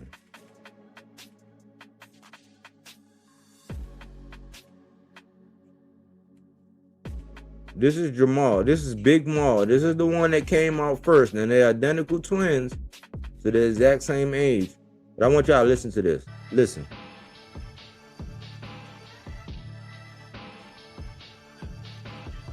Hold on. This is shout out to Sean Zattel. Listen. This is talking about fighting. We're gonna fight real soon. I told him I'll come to Tennessee if he wants. He told me he'll come to Houston. Fight right here in Las Vegas, whatever. Yeah, we try to fight the next fight. Is it hard at all for you to kind of keep control until you get him in the ring after Saturday night, like with the old Jermall? Have maybe done something? It's fun, man. Honestly, they all think crazy, Like I said, hey Marcus, what's up? It's fun, man. I've been doing this shit for a long time, so I just see it, they all got something to say. They all feel a certain type of way about me, but shit don't matter. What'd you think of Lamana? Do you believe him and the things do you believe he believes what he's saying? He really thinks he's he's delusional as hell right now. He intimidated. I don't know why. I'm not trying to intimidate him. I want him to fight good. I told him if he want to go 10 rounds, I carry his ass for 10. You know what I'm saying? Whatever you want to do, if you want to get knocked out, just tell me how to do it. I'll knock it. That's one of the gangster shit. Like, hey, listen, I'll carry him for 10 rounds. Now we see that where it's like, man, you could have slumped this motherfucker. Like we just seen it with Gary, Mr. Gary Russell last year in my comeback fight of the year. like if you could carry, like you will carry, like I mean, I like it in that fact because if Mr. Gary or people that got command of the skill, they can actually stop somebody when they want to, but like sometimes they need to get the rounds. Like if we seen any one of my favorite fighters right now, yeah, I want to see him get in some rounds. I want to see him get in 6 or 7 rounds, even though I know because all my guys are killers anyway. You know what I'm saying? They can stop you. They got that predator instinct. But like, you know, that happens. So that's the first thing, carrying fighters. Like, yeah, it's like if he won, I'd carry him for 10. Because we seen the result of that fight. Would you say he carried him? Yeah, because he wanted to get the rounds. He wanted to, like, yeah, that's okay. That's okay. That's all too. I'm not worried about that dude. Like, man, I done been in the ring with all type of styles. He's not showing me no type of style that I haven't seen before in my life. I've been boxing since I was 8 years old. You know, it's all about making adjustments. I don't think he'll be able to look at him, bro. Bad build, out of shape. You think about the pants. It's trash. You can't dress. You're from New York. That Tyson Fury build. Yeah, but Tyson Fury is a big heavyweight that's been boxing for a while at top of competition. He never even been to Vegas before. He didn't even take himself. Think about it. Type of, you know what I'm saying? Cool. I mean, I know you said he's Italian, Jermall. Goofy. I know you said you'll take him out to dinner and introduce him to big leagues. Where you gonna take him? To make with the strip club showing some black hoes. Jermall, OG locked in. It's actually video games. What does that mean? They asking me, OG locked in. A lot of personal little whatever there, you know what I'm saying, a little banter. But let's carry on. Asking me what you were saying. I don't know what you were saying. It's video game slang, actually. Yeah. It is. Yeah, you already. Jermall, have you had a chance to look into the Jaime Munguia situation yet? No, I heard he was on steroids or something, right? I read about it. It's crazy though. See, Jaime Munguia OD, right? On that right? He did some goofy shit. He OD. That's what I call You still feel like something's up with Snac? You were the first one. Yeah, So okay, so listen, that's Sean Zattel saying, do you still believe that there's something up with Snac? That's Sean Zattel. Wow. The guy that be on there with Sean Porter, the guy that was all up Bud's butt. Like, that's Sean Zattel introducing that question about Snac. So listen, y'all. I exposed him, right? Was I not the only person that exposed Snac? Come on, man. Y'all. Was I not the only person that exposed Snac? This is Big Maul. Think about this. This is a year ago. Not even a year ago. 9 months ago. Almost 10 months ago. Let's carry on. Y'all, I never lied to y'all in my career, though. So Caleb is a Snac fighter. Are you worried about that? Who? Caleb is a Snac fighter. You worried about that in your fight? Nah. He got some. I don't know, dog. Nah. Hell no. He thought about it. He was like, he's like, I don't know. He's like, nah, because he thought about his skills. He was like, man, fuck it. That's what he was thinking. But carry on. He snuck me and he couldn't drop me in no shit. Like, you know what I'm saying? That shit, he don't hit hard. He can't say I don't know because he don't hit hard. That's bars. Like, yeah, people say he slapped him. He's like, but shit, he ain't dropped me. He's like, he don't know. He's like, man, he snuck me or whatever. This is what I was saying. Like, listen. It wasn't a good look for my guy to get slapped like that. But like at the same time, like me, if I know somebody going, like even the biggest knee pad wearing tonsil jewelry displaying, reach around, extending fan that I know, like if I caught him out and about and I know that something tragic just happened, I'm a predator. Like I want you to be at your best when I see you. Like I'm not gonna respect it. That's why when people got issues, people got like disabilities, people got shit going on with them, I don't respect that shit. Like that shit make me mad. So if you know somebody going through some shit, you know somebody going through some mental stuff, that's why I never looked at that Charlo thing. Like it's like, yeah, damn, it's not a good look that he did. But it's like, you know that man going through something. Like he went through something with his wife. So Lord forbid let Jordan go through him and Mel came up and hit him one of them uppercuts that Mel known. That's the little brother. That's the little twin. You know what I'm saying? So I didn't respect that shit. When Maul was going through that shit, mental health, and Caleb did that, I was like, man, and that's when I kind of started losing respect. I got a whole playlist for Caleb Plant. That's when I kind of started losing respect for Caleb Plant when he did that shit. But salute to Honeybee. Bodywork. Salute, Honeybee. Jermall said that you didn't want to be in the position that Lamar wants to be in, that you need to really think twice about fighting him. He said you don't want to be in the position that's on the I didn't understand that shit either. I guess I speak the other language. I don't understand. Just be direct with me. You know what I mean? I didn't understand that shit, but he's saying. Yeah, that's some alpha man, old school shit. Like, I know AC, and I know since Aaron, he cut from the same cloth as me, I believe. I've been communicating with him enough to know. It's like, as alpha men, especially like with old school type values, it's like, just be direct. Like, that's some alpha man shit to where it's just like, let me know where you coming from. You don't fuck with me? Let me know. You know what I'm saying? You fuck with me? Let me know. Like, whatever it is, just be straight up. Like, that's some real alpha man. Like, that's how real lions, when they say lions only, that's why I used to love the Charlos and how they move, man, because he started being a little bit more mature and he went through some things. You could tell by how he talked, he went through some things and all that. But like, part of that was maturity. When you go through a divorce, you go through losing this, you go through losing that, and how treacherous life can be. Like, you're gonna be changed. That's what I respect from him. But one thing is principle, is just be direct. That's what most alpha men want. If you come in and be like, listen, man, I ain't doing this, I'm doing that, blah, blah, blah. We know exactly where you come from. We can do business. Like, okay, cool. He ain't with this, he ain't with that. Be direct. We can keep it moving. That's like men at their nature. Like, at our nature, that's how we are. Just be direct.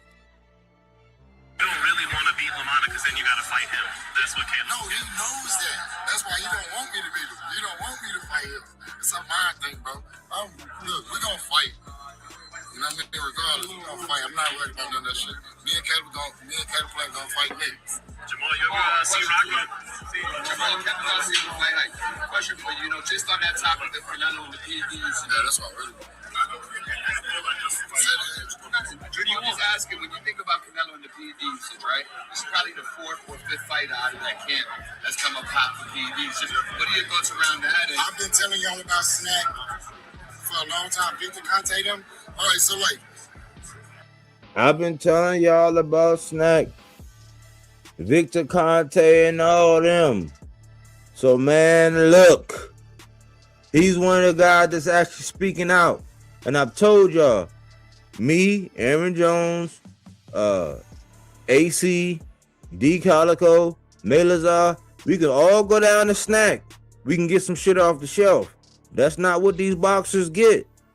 The shit that was going on was where they were taking these guys' blood to where it came down to the point to where they was able to determine that Bud was like, what'd you call it? Anemic. So he needed something for his whatever. It's like, man, like outside of them taking your blood, knowing that, and then giving you whatever it is, like that shit is cheating, bro. It's not the same as us going in and just grabbing a canister of Snac and us taking it and just doing what we do at home. Our push-ups, our sit-ups, our dips, our pull-ups, you know what I'm saying? Our, you know what I'm saying, oblique extensions, our holds, all of that shit. It ain't that. I just wanted to speak on body. Go ahead. Want to speak on that whole blood thing, because I was a person that used to make arguments in favor of Snac and saying, listen, this is why the supplements, this is why people, use the cryogenics and liquid nitrogen to help them, because these slight things help in your recovery. This is why people put electrolytes in their bodies and things like that. But that changed for me when I heard Victor Conte say, we will take your blood and we will, look at the results of your blood work and then gear and engineer a regimen for you. Okay, so if I listen to that, right, through a blood test, and this is something I'm going to bring up, through a blood test, wouldn't that be the easiest way to get a TUE? Some sort of exempt usage of something because it's in your blood and you're saying you're a professional fighter, and we have to talk with the 1996 Health Act, Boxer Safety Act, and that's what shit like that was originally geared for.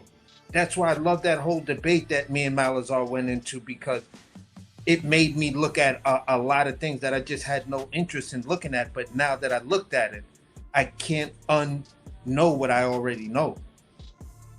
So if a guy's going to take your blood test, there is some sort of paperwork they can put in to get you some sort of exemption usage of something that they'll say, all right, if you're going to do this, then 2 weeks out of the fight or a week out of the fight, you have to be clear of that substance. But that still doesn't take away the benefits you had going into that. And I don't even know if it's a week. It could be 24 hours. It could be day of. Who the fuck knows? AAC, you know what makes it worse? God rest his soul, but it made it worse that Victor Conti knew when the blood test was gonna, when they were scheduled. That's what made it even worse.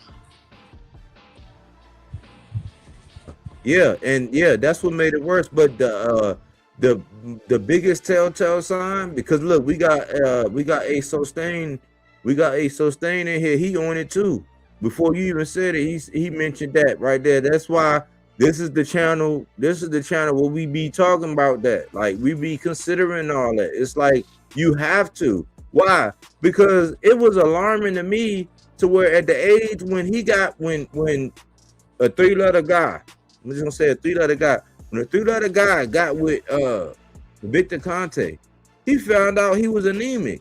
I'm like, what's the odds of you going, like, you was a wrestler, you was a boxer, you was all this, you was a champion, all of this stuff. You got there after, like, Sean Porter put you on. And Sean Porter had Kenny. Kenny was an Olympic boxing trainer, bro. So by the time he got to you, you're just now finding out you're anemic. And then that allowed y'all to go to the lab and say, oh yeah, let's administer this. That's why I say the snack shit ain't what y'all think it is. That's why I say, like, if we can glaze over it, we can act like we don't hear it. And I know it's people that's fans of fighters that's on there. There's a guy that, like, listen, every other video probably would be one of my guys, like Bam, but he's on Snack. So I'm like, I'm not gonna be a hypocrite and just do it. But I rock with Bam, the skill set and all. But unless I have, the evidence, saying that he did whatever, then I can't really say nothing. But I'm not going to advocate it because I would be a hypocrite. Because there isn't an advantage. I keep saying, we all can go down and get Snack. We all can do the regimen. I could do one for 45. I could do one for somebody in their 40s. I could get one for AC for somebody in their 50s. Like, I could do something for somebody in their 30s, their 20s, whoever. And that's not going to be what these guys get when they on Snack, man. And Charlo talked about it, but because of how people feel about the PBC, how people feel about the Charlos, how people feel about Mel, and then ultimately Maul, they're going to judge whether or not they, take credence to what he's saying. But let's continue. It's not that long, though. No bullshit, Fred. They make the drug at the limit of non-responsible, right? So, like this right here, this level is you're a man. All right.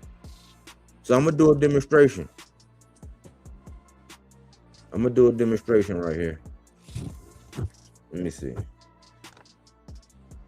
Hold on real quick. Let me see. Let me get this right. Let me get this right.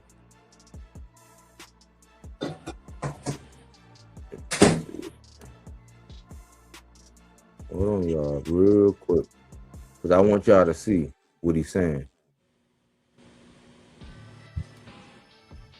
So he was saying that they can do a limit right here. So look right here with my hand at. They could do a limit right here.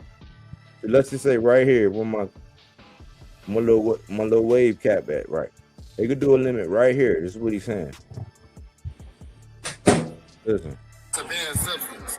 They will make the drug all the way up to the line of the banned substance, but it doesn't show. So it's not responsible. So they've been doing that shit for years. And now that they, you know. So listen, this is what he was saying. This is what he was demonstrating with his hands. He was saying that this can be the limit. This can be the limit to where this is danger. Like you're gonna pop hot. He said they can do the limit up to right here, to where they're maximizing the threshold before you cross over into the threshold. You see this threshold? Before you go from here to right there. They're right here. Now the threshold, like right here, you're popping hot right here. They taking you to this level. You pop hot here, they're taking you to this level. This is what Jermall was saying. You can say what you want about his mental health and how he conduct business and what he's been going through the last couple of years. He's still undefeated, and this was a year ago when he was speaking this truth.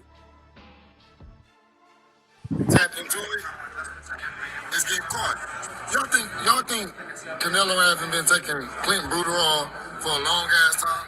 Y'all think he ain't back on that shit? Or y'all think it was just in the state? Because I go to Mexico all the time from Houston, Texas. I'm in Mexico all the time, Houston State. Y'all think that the levels were just that? Y'all think that up until when they actually said he was doing whatever he was doing? That's why I say all the people that be talking all this shit about the iStarine and all of that, it's like, yeah, okay, cool. But the reason why he got suspended was because he didn't disclose his supplement. Not because of the level of iStarine, because they go by the level of iStarine, it wasn't like, it was synonymous with contamination. That's not the point. So even if he was hot or whatever, y'all noticed that when it came down to Subriel Matias, they had already upped the levels. They had already determined that the levels was blah, blah, blah. They had already got a hold of that. That's a whole different substance than what Janabek got caught from. But people lump PEDs all in the same category. And he's talking about it. And he was talking about it. So regardless of who, when they say don't shoot the messenger for the message, that's a double entendre right now because Maul is bringing it, and this is Throwback Thursday. I ain't never got popped for no shit like that. Think about it. I think these guys are microdosing. They're microdosing it. They're microdosing it. They're microdosing it. Man, we just heard somebody say something about it. I thought it was bad timing,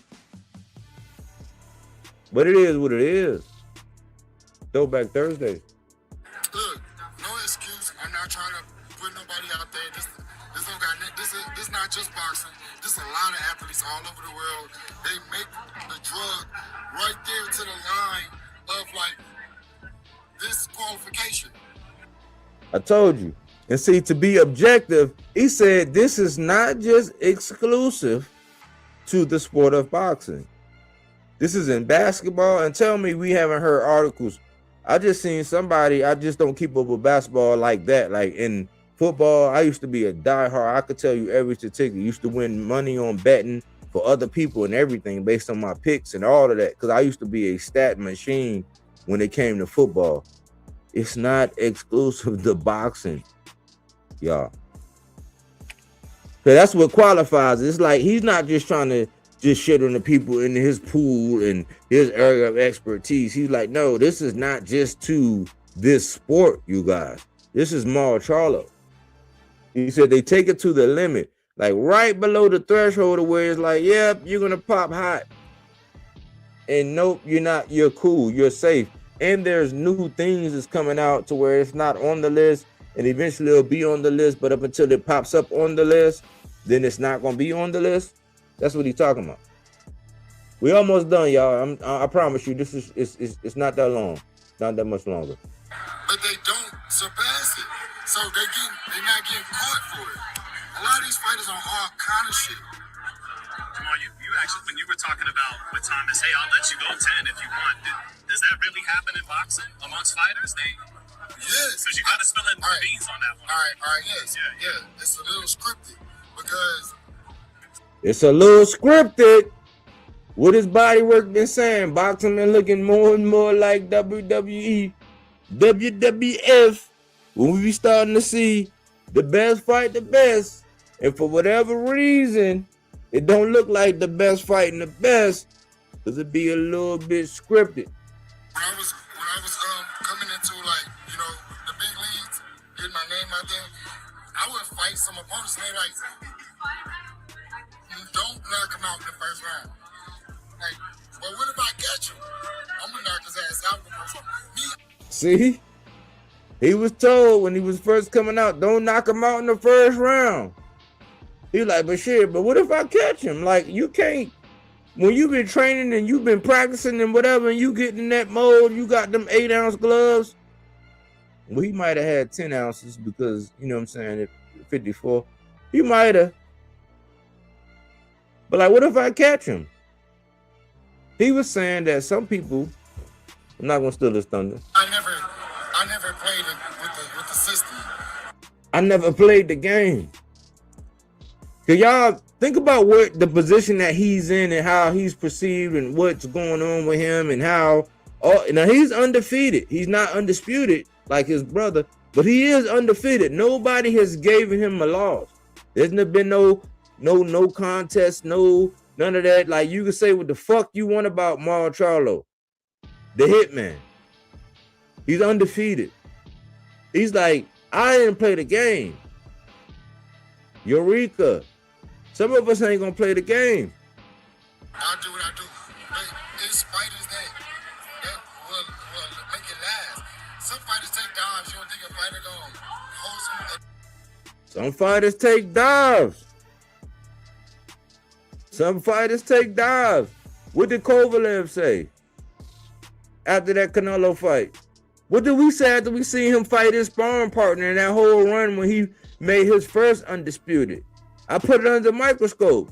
And you're not gonna catch me like you see these other guys that I highlighted tonight where I'm hindsight is 2020. No, in real time, I talked about it. Talked about it in real time. I talked about how suspicious it looked for Caleb Plant to be winning all them rounds. What was that, like the 10th or the 11th round? Where he get hit and then he stand up, then he get hit again, then he leans over and he do this unawkward thing. And it was already sentiments out here that the Mexican mafia done told him, hey, you can win this fight, but you better not win this fight. Wink, wink. But Kovalev came out and said he took a dive in that, you know what I'm saying? The same thing that gave him credence. And if you look at that fight, he actually caught Canelo in that fight. He was doing damn good. And this wasn't the crusher that fought Andre Ward the first time and beat Andre Ward the first time in my book. This wasn't that guy. This was a guy far removed. He had criminal charges. He had been doing like all kind of crazy stuff. This ain't the same guy. He probably needed that bread, man. It happens. Even at the top level? At the championship level? Yes, it happens. Some of this shit be scripted. He doubled down. That's not the first time I said scripted. But listen. Crawford, Canelo, something Crawford to look out for with Canelo? If you're on Crawford's team, you just said it before. Alright. I like Crawford. Alright. My brother fought Canelo, not me. I like Crawford in this fight. And he get to stay big. But my brother even told me that was his mistake that he made. He thought going up in weight, I gotta get massive, I gotta get big to beat Canelo. It made him slower, it made his reflexes slower. He'll tell you himself. He didn't feel like the Jermall Charlo that y'all seen him fight Tony Harrison. I have been relieved. I have been relieved. Because I am my top 3 fighters. Tank, Earl, Jermall Charlo. I always said, man, like when he fought Canelo, we already knew your biggest Like, key to victory is your offense. You being able to throw them punches. I did the numbers. I showed the stats. I said, no, your body work, and this is body work. Your body work percentages, your attempts, your output wasn't the same. Charlo just told y'all, man, it's a sweet science. He thought that he needed to bulk up and go up there and do blah, blah, blah. But I often say this sometimes, like, even when certain fighters fight certain fighters, like, I'll give you a wild example. Let's just say Shakur get out of his shell and he said he's going to go fight Ryan at 147. He could still weigh in at 144 and let Ryan be 147. If it's really skills pay the bill. Why? Because Ryan got to be able to land that shit that he landed. But it's really not skills pay the bills. It's just he make that shit sound good when he say it, but he's really size conscious because him and Zab Judah are the only grown-ass men that I know running around talking about size matters. I mean, we know it does, but come on, cuz.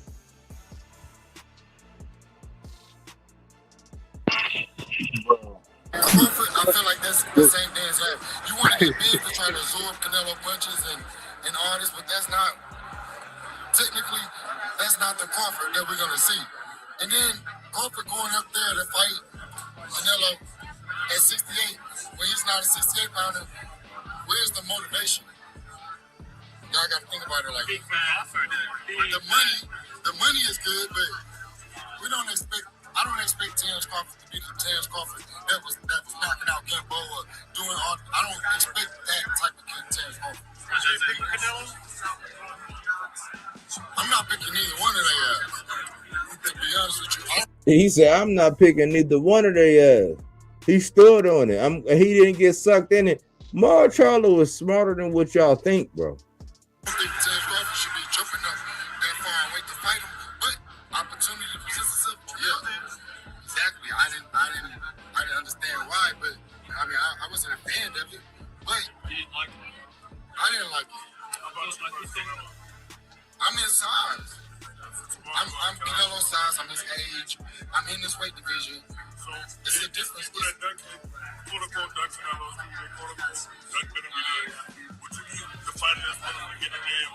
I would fight Benavidez at 68 years.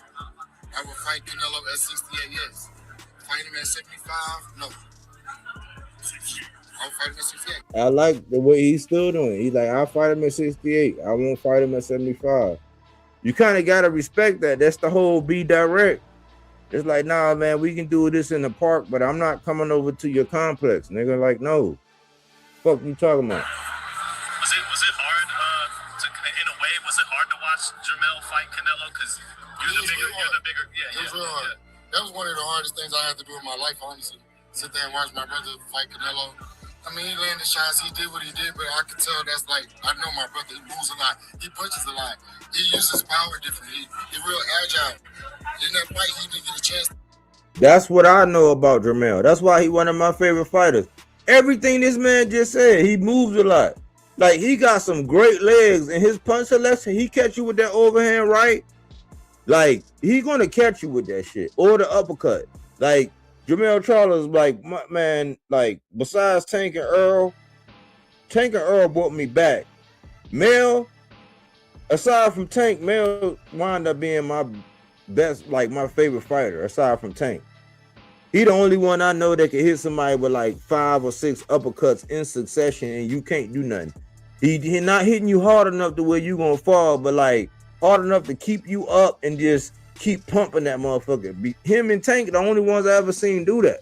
I know how my fighter fights, and I know how Jermall was. He is talking about the sweet science when y'all want to talk about all this shit when somebody come out fencing like your boy Batman. You know what I'm saying? When you gotta explain the sweet science, no, he's explaining the sweet science, saying, listen, my brother, he moves a lot. His punch selection is whatever. Like, we already knew that was the only way he was gonna beat Canelo. You wasn't gonna beat him on defense. We knew that you had, like, if anything, you gotta let your hands go. Like, you was gonna probably stop him if you know what I'm saying, did what you normally do. Right. And I know it was like putting on a lot of weight, fighting at 168, the hype behind the fight, all this good stuff and all that. Did it feel bad from a point like, bro, I should have been the one. I wanted to, down. but I wasn't in the right state of mind at the time to be thinking about that, so I really didn't care. I was just happy that my brother was safe. You made it a point to give him credit on the stage, on the presser. Why is that? Why'd you make sure to give Jermall some time? My brother, one of the main reasons that I got back into boxing, always like drift off a little bit, start doing something else. And, my brother, hey bro, stay focused. We opened up a gym together, everything, got back motivated, you know what I'm saying? We talked about moving from Holland Williams to Ronnie Shields. What you think? You need that drive again. Me and my brother came together with it. So he was like the little big bro for a second. Salute to the brotherhood, cause they try to tear these guys apart. It's some guys, some young guys called the Grandy twins, and they're nice. They're smaller guys, but they're twins. And I was like, man, I pray that eventually, I don't care how long their careers are, I pray that the media don't do them the way they did these Charlo. Because it's very special to have twins with that kind of talent. You know what I'm saying? To be able to be in this sport. And he gave salute to Mel. Like, he didn't throw Mel under the bus. He was like, and he was, the maturity was, he said, listen, I wasn't in the mental space to be able to deal with that fight. That's some grown man shit. You already know, like, if somebody presents you with some stuff, you already know. Like, it takes a big man to say, hey, man, like, mentally, I'm not even there. I don't even want to. That's some big shit. Like, when you know it's millions of dollars, where if you just show up, if they say ding, ding, ding, and y'all touch gloves and you come out, you getting paid. It take a lot as a grown man to turn that kind of shit down, but, like, he don't get no credit for that either. This is integrity. When y'all looking at all these new school people and how these people running around right now in 2026 doing the linguini method and how they acting and how they moving and how they energy be different. They coaches like Bernie is telling on them. And y'all still don't want to believe it. But this man was real.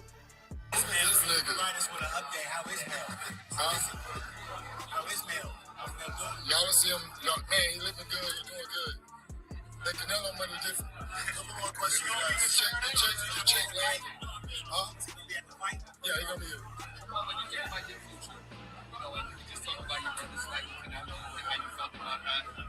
What leg would you rather have back? Your issue with Caleb, or would you like to, fight Canelo eventually? To be honest with you, I'd rather fight Caleb Plant than Canelo. So each his own, say whatever.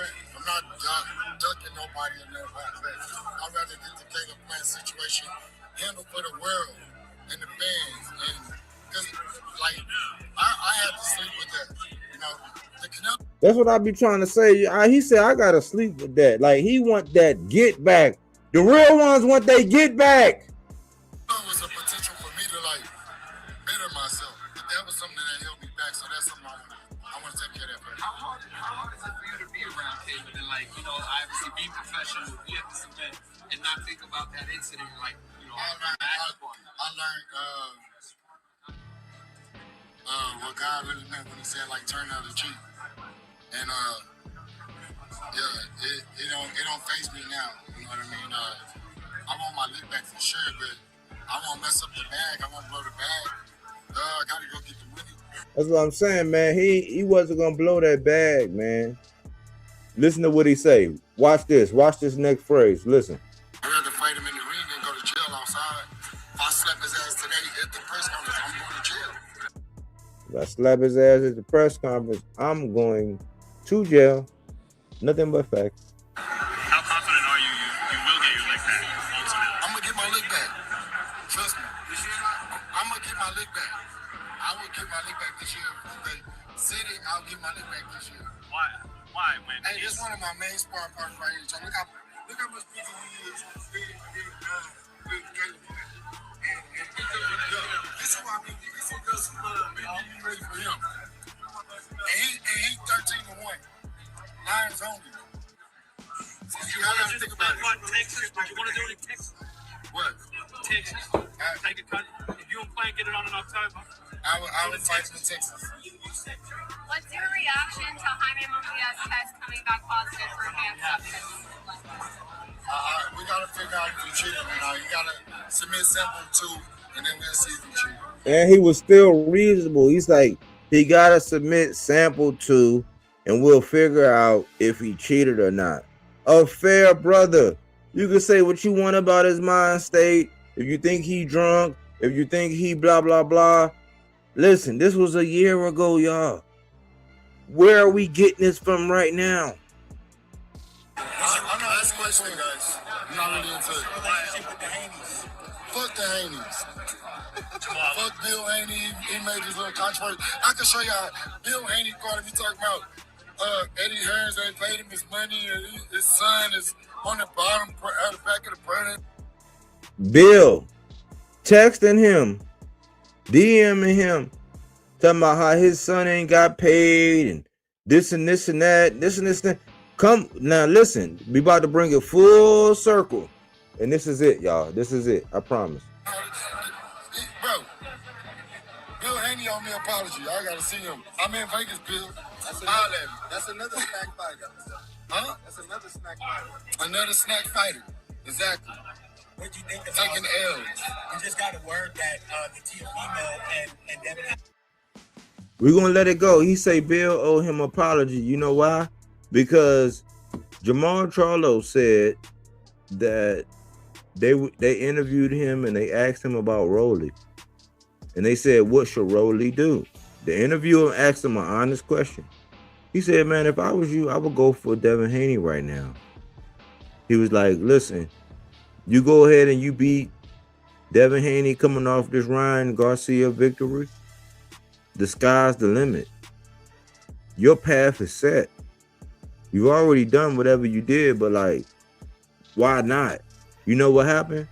Bill came out, slandered that man, shitted on that man, told him he was a drunk, he don't know nothing about boxing. Now this is the same guy that told you about scripted fights.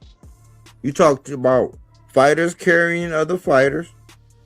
He said, listen, on some grown man shit, just be direct with me. He came out and said something about microdosing. He talked about Snac. He talked about being scripted like 3 times. He talked about the sweet science and what his brother did. He talked about the brotherhood and respected his brother. He was even honest and said that he was not in the mental state that it took to be able to fight a fight of that magnitude, knowing that the bag was going to be that big. Why?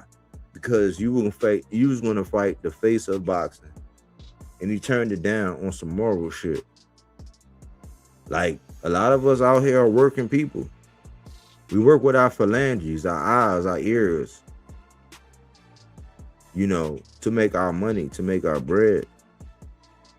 How many of y'all can say y'all would turn down a $5, $6, maybe even $10 million, 11 million, 12 million, 15 million? I don't know what it was. We can look it up. I'm not a pocket watcher though, so I don't really care, but you can do it. How many of y'all turn down at least a double-digit $1 million payday to take on a project that you know you weren't mentally prepared or capable of? Well, and after turning that down, hold on, I'm on the land. And after turning that down, be man enough to say I wasn't in the mental capacity to do it. I respect my brother, and still talk about the ugly, nasty, dirty truths about snacks, PEDs, microdosing, and the sport of boxing. That was Jermall Charlo a year ago. I want y'all to ask yourselves in 2026, microdosing, snack, like just the mentality of boxing right now and where we're at. And tell me Jermall Charlo wasn't telling the truth a year ago. And that's it, y'all. But go ahead, AC. Well, I was gonna say, in my lifetime, at least 2 different incidents, I turned down what would be considered an offer that a person can't refuse. And in both incidents, I told the people that offered it to me, I said, yeah, that sounds great, but I don't know the business side of running a kitchen or a restaurant. I just know how to cook really well at this stage. if you're around after I learn the business side, then we could revisit this. You know what I'm saying? But right now, I was like, nah, I wouldn't want you to waste your money on investing in me at this particular stage because it would just be a big waste of money because I don't like to be thrown into something, or if you ask me to come up with a budget, you know, and I'm struggling to come up with that budget and have that budget make sense. So the people were like, "Yeah, I get it, but you are a talented chef. When you get there, blah blah blah." Another one, I walked into an interview at Bond Street. Um, she wanted to make me the executive sous chef, and I was like, "Linda, I do not know shit about Japanese food. Yeah, on the French side of it, yeah, I've been executive chef and I've been executive sous chef, but I don't know shit about Japanese food. Give me some time to learn it, and then if it shows that I can step into the position, then we'll revisit it." And she was like, I respect that from you, and that's the main reason why I'm going to hire you right now and let you work into the position. I'm still going to pay you the same pay, but I'll let you grow into the position. I was like, wow, that's generous, and it's what it is. But I wanted to speak on what Maul said, playing the game. For me, playing the game has so many different layers to it. It's an onion that keeps on giving, because as you peel one layer, there's something else. So playing the game could easily be, yeah, you were instructed not to knock the guy out in the first round. Well, maybe they see something in that guy you're not supposed to knock down that they want to try to build on later. And even though there's the strongest possibility that he is going to lose to you, at least in his resume, he says he has the like with a Mel or Jermall Charlo or whoever that fighter is. So in playing those games, you may have to look at the plan for both fighters. Now, if this is just some food dude, someone who's, is relegated into the gatekeeper level for young prospects or whatever, one of those guys that's got a crazy upside down record is actually, a pinky toe away from being a club fighter, then, playing the game just means getting some rounds because we may have some people in the audience that's looking at you. And this could lead to a good contract. This could lead to X, Y, and Z, and blah, blah, blah, blah, blah. It also made me look back at Jake Paul, right? And when you say play the game, and he was mentioning boxing matches was fake. Jake Paul had said the same thing. November 10th, 2019. He said, yeah, boxing is rigged. Yeah, the promoters and big time boxing people call me up and we have dinner and we talk about the fight and how the fight is going to play out, blah, blah, blah, blah, blah. Right? Then he backtracks that. He made the initial statement and then he went on a tour that consisted of years, all the way up to 2025, 2026. He then comes back out and he makes he changes his mind of saying, no, my fights aren't rigged, just everybody else's fights are rigged, to try to save his own ass. And then he comes out and he says boxing fights are fixed. So we see, or we don't have any definitive proof, but the way Uisma Lima went down for Boots, it's like, what did we just see there? You feel what I'm saying? Now I'm going to say something that may be a bit controversial, because as I look at it, and this is the first time for me I heard that particular interview from Mal Charlo. So he was talking about playing the game. He was talking about boxing matches getting fixed and stuff like that. He spoke about his brother, right? Now, if you look at where the Charlos are right now. You have to ask yourself, how did they get here and how did we get here as being fans of them? Watch this shit happen. You know, people have talked about, yeah, PBC might have made the biggest mistake because the marketing was within the brothers themselves. You're promoting two twin brothers and blah, blah, blah, blah, blah. Right? So, Mel is at 54.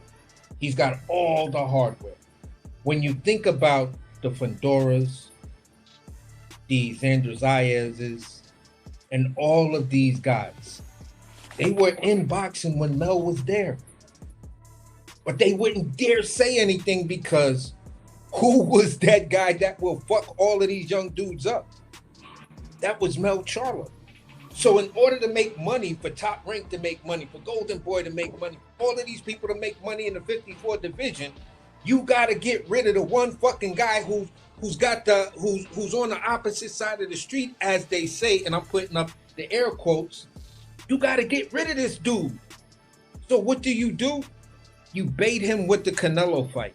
And as you baiting him with the Canelo fight, people are like, those who know him would say, yeah, there's a good, if he shows up like that, bop, bop, bop, bop, bop, this going to be an easy fight for him. All right? And then you look at Mel's performance and you say, the fuck just happened here? Well, could Mel have been told to play the game? You're going to get paid. They promised Mel a whole bunch of shit. And then when he delivered on his end to give Canelo that glory, then boxing turned around and shitted on Mel, because as soon as he went back down to 54, they just started stripping this man. Yeah. For no fucking reason to move him out of the division. That, to me, that was the play. That was the play, because listen, as long, and we heard at that time the arguments was sanctioning bodies don't like undisputed. So if the business of boxing says, yeah, the sanctioning bodies offer it, but this is supposed to be the highest of the highest of the highest honors. You feel what I'm saying? And then when you look at how some of these guys have abused undisputed, you become undisputed and then you let the belts go. They made all of these sweet deals with you for that. And they were like, listen, if we just didn't sanction this and we made this motherfuckers fight each one, then guess what? We get to make our money the way we want to. Now we co-sign and make these deals with you to where we're losing money on the undisputed deal. And you guys just get to walk the fuck away? Nah, we gotta curtail this undisputed shit. Unless it's the right type of guy. But for Mel, he was the right type of guy. But the problem was, it wasn't the sanctioning bodies, it was the promoters. They've made investments. They signed these young great fighters that are gonna fight at 54. I cannot put none of these young fighters that I have in there with the likes of Mel, because Mel doesn't look like he's going anywhere any fucking time soon. And that's what you would have called a reigning dominant champion. The business of boxing, because like we've been leaving these breadcrumbs, they don't like the PBC. So whether you want to take it on race, whether you want to take it anywhere you want to take it, the business of boxing, for me, wanted Mel out of boxing. And they used his brother's situation, the mere fact that his brother's a dog. His brother would take that fight to save the family name. And at the end of the day, that type of shit bit him in the ass. And that's just my conspiracy theory. But the evidence right there points to me like that Floyd Schofield situation where it was just like, hold up, young man.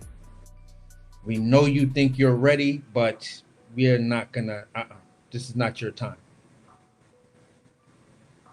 Then you hear Padley, the guy off for 2 weeks, say, no, he never hurt me. The body shots just dropped me because I wasn't in any kind of boxing condition. Whoa. Whoa. And that's where I'll leave it. Man, excellent point.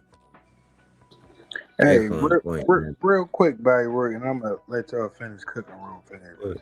Go ahead, man.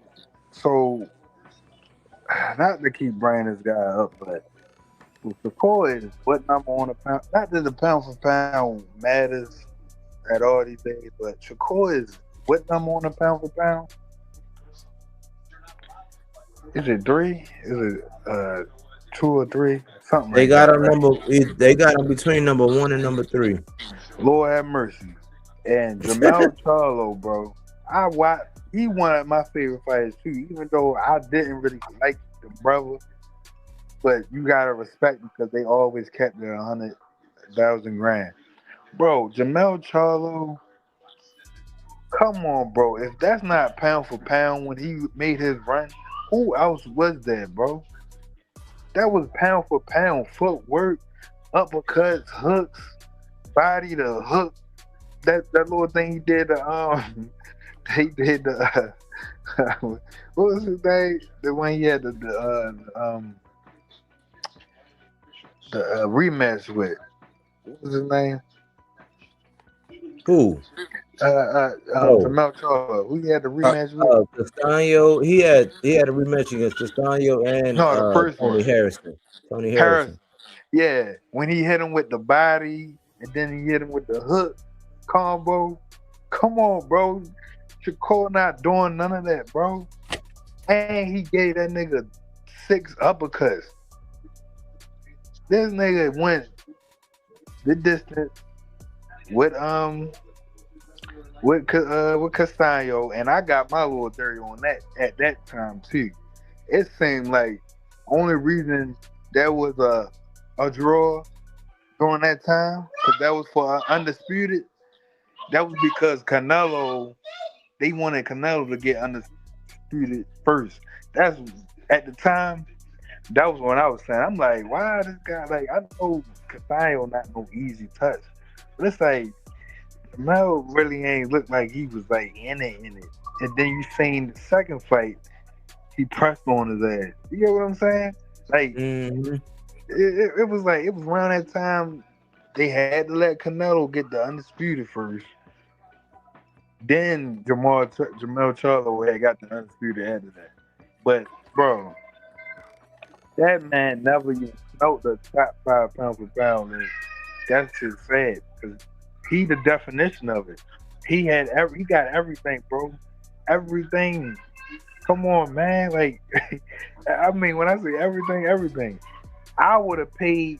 It's funny to me that Earl spent so much time down there with, like, and I know they had the same trainer at the time, but I would have loved to see that fight too, bro. Him and Jermall, because Jermall was not even taught enough. Cause you had the Earl Spencers and the Tanks and yeah, man, like that. I don't get it, bro. What do y'all be looking at when it comes to pound for pound, or is it just propaganda at this point? That's where I'm laying. I'm not sure. You know, when it comes to like pound for pound, I'm not sure. I think people have their different definitions because I heard somebody say that Boots was pound for pound already. I'm like, well, they say Earl wasn't because he was only in. Well, technically he was in 2 divisions, but he started off at 154. Oh man, appreciate you, Mr. Stain, man. $5 in the cash app.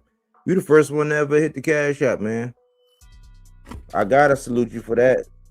You know what I'm saying? Thank you. The channel much appreciated. But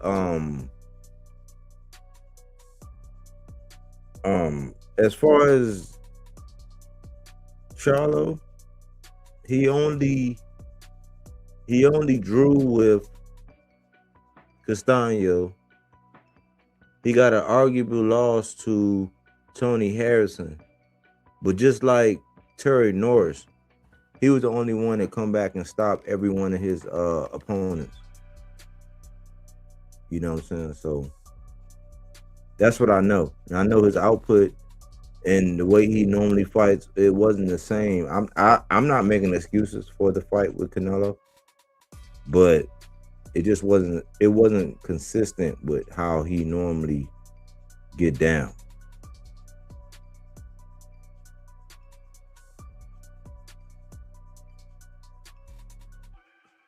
So I wanted to play that, man, because it's been a year and it's 10 months ago. You might But well say a Mel year. started at 147. Mm-hmm. You know what I'm saying? So when you look at what he's doing, he fought all the way up. He fought 3 divisions. You know what I'm saying? I don't know if that fully qualifies because one of the divisions he went up there one time and lost or whatever. But at the end of the day, the way I look at him is that was something that I kind of realized. I was kind of like feeling that way, that something wasn't right, and I couldn't figure out why they turned on him. But hearing his brother talk about it and the way his brother was speaking, it was more like, okay, I know that there's certain things I can say and just be a man about it, but also men have to sometimes show a level of decorum. You know what I'm saying?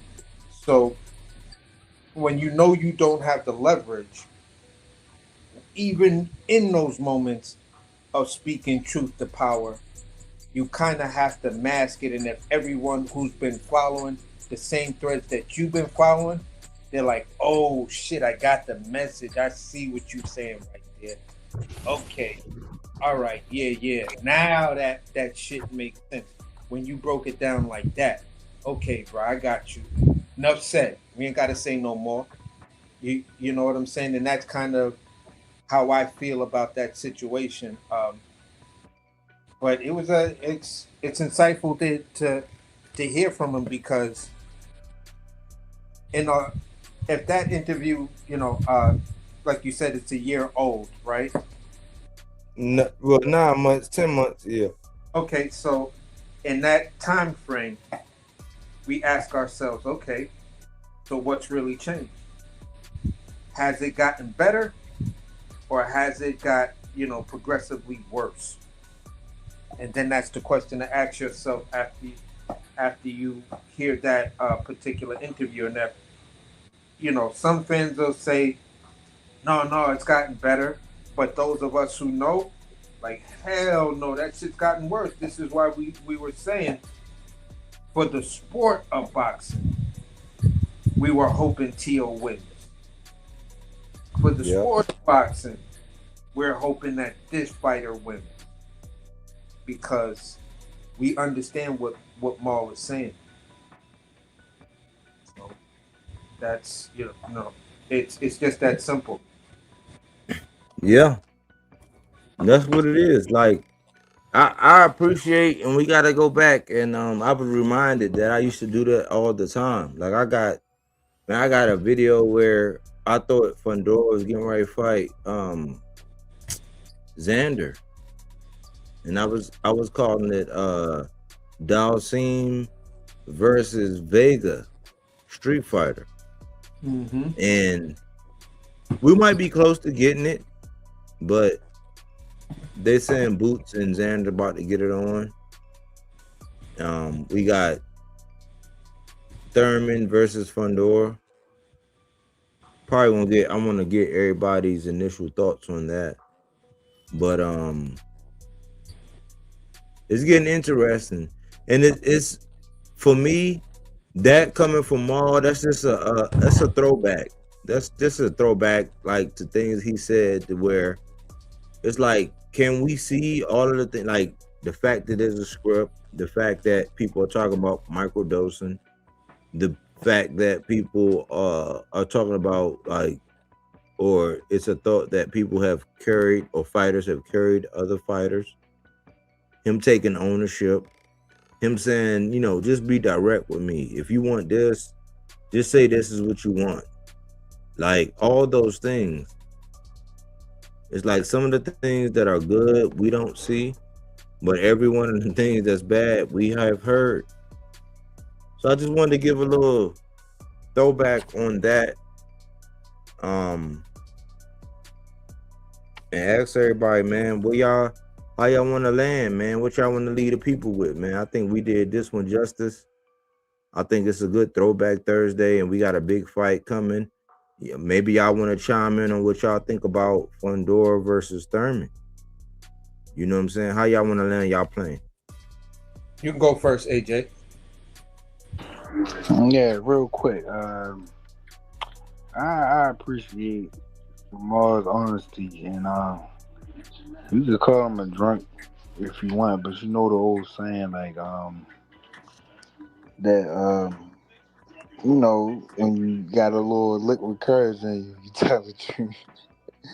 You tell the truth, man. Like it's one thing to accuse somebody, but you can tell that just like the rap game, just like NFL, just like any other organization, people talk and they don't say everything to the media. They don't disclose everything to the media.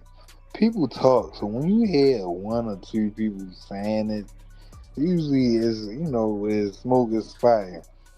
They like y'all two alluded to. They PVC, so they not gonna care. Sean Zattel is a big Devin Haney fan. He wouldn't care if it was Devin Haney getting cheated by Ryan.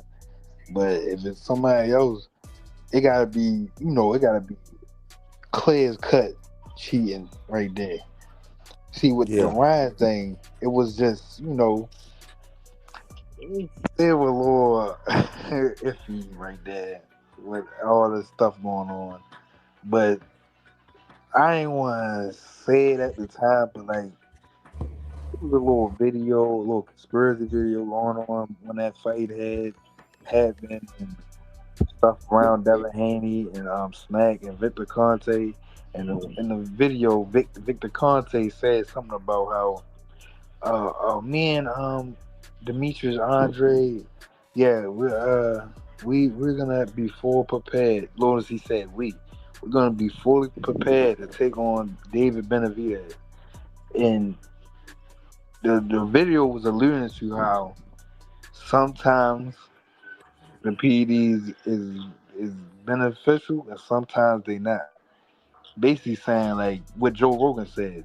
Yeah, it might help you, train harder or get a little bit of power, but it don't help you land punches. It don't help you, do anything. That's why Matias got his ass. I mean, that's his name. Yeah, got his ass knocked out. To the gills, man. He got his ass knocked out, bro. So with that smoke is fire. Tank been saying the same thing. That's how I know they all be talking about that stuff. Get that, and his man's is Earl. That's his homeboy. Yeah, get that snack shit out of boxing. Yeah, you know what I mean. Like it's real like iffy, but what's done in the dark is coming to the light, man. Like, and I don't like how I like not outside the ring, but I do like Carissa Shields. But them punches and all that looking a little too crispy, and she walking through shit. And Bud took a overhand, Bud took a overhand right from a 168-pound Canelo who be rocking shit up there. So yeah, that's just how I go. That's where I land my plan though. Good show, fellas. And Bodywork always will be the realest. Like he used to cook everybody with them videos. That's what I'm saying. Like you can't touch nobody that you straight facts when it comes to boxing. You want to debate somebody in boxing, that's why I don't think nobody debate him, because boxing is such an easy debate topic, because you could just bring up what the fighter said on cameras. Oh, every time, anytime, all the time. They only lie to the dummies that want to just run with anything. Like, yeah, man, this is the best channel out here. I mean, it's AC, the best channel out here. That's just how it is, man. Like, ain't no PDs over here, bro. Ain't no PDs. Ain't no inflated numbers. Ain't no, the zones sponsorship. So, I don't think we're gonna see Bodywork on the zone. Cutting the face, man. He's scooping up the YouTube streets, bro. Yeah, we That's gonna see crazy. body on the neck, face to face. Like, listen, guys, we're here face to face. The zone box, and I'm Bodywork. Like, everybody gonna be paid. They're gonna be like, what? They should have never gave you money, boy. They gonna be Like, mad. I'm gonna pull one of those, boy. If you do, boy, either that, They boy, gonna be mad. or I'm gonna ignore everybody. I'm gonna go Hollywood. But y'all know, if y'all dealing with that, they done clone me, homie. You Yeah. know?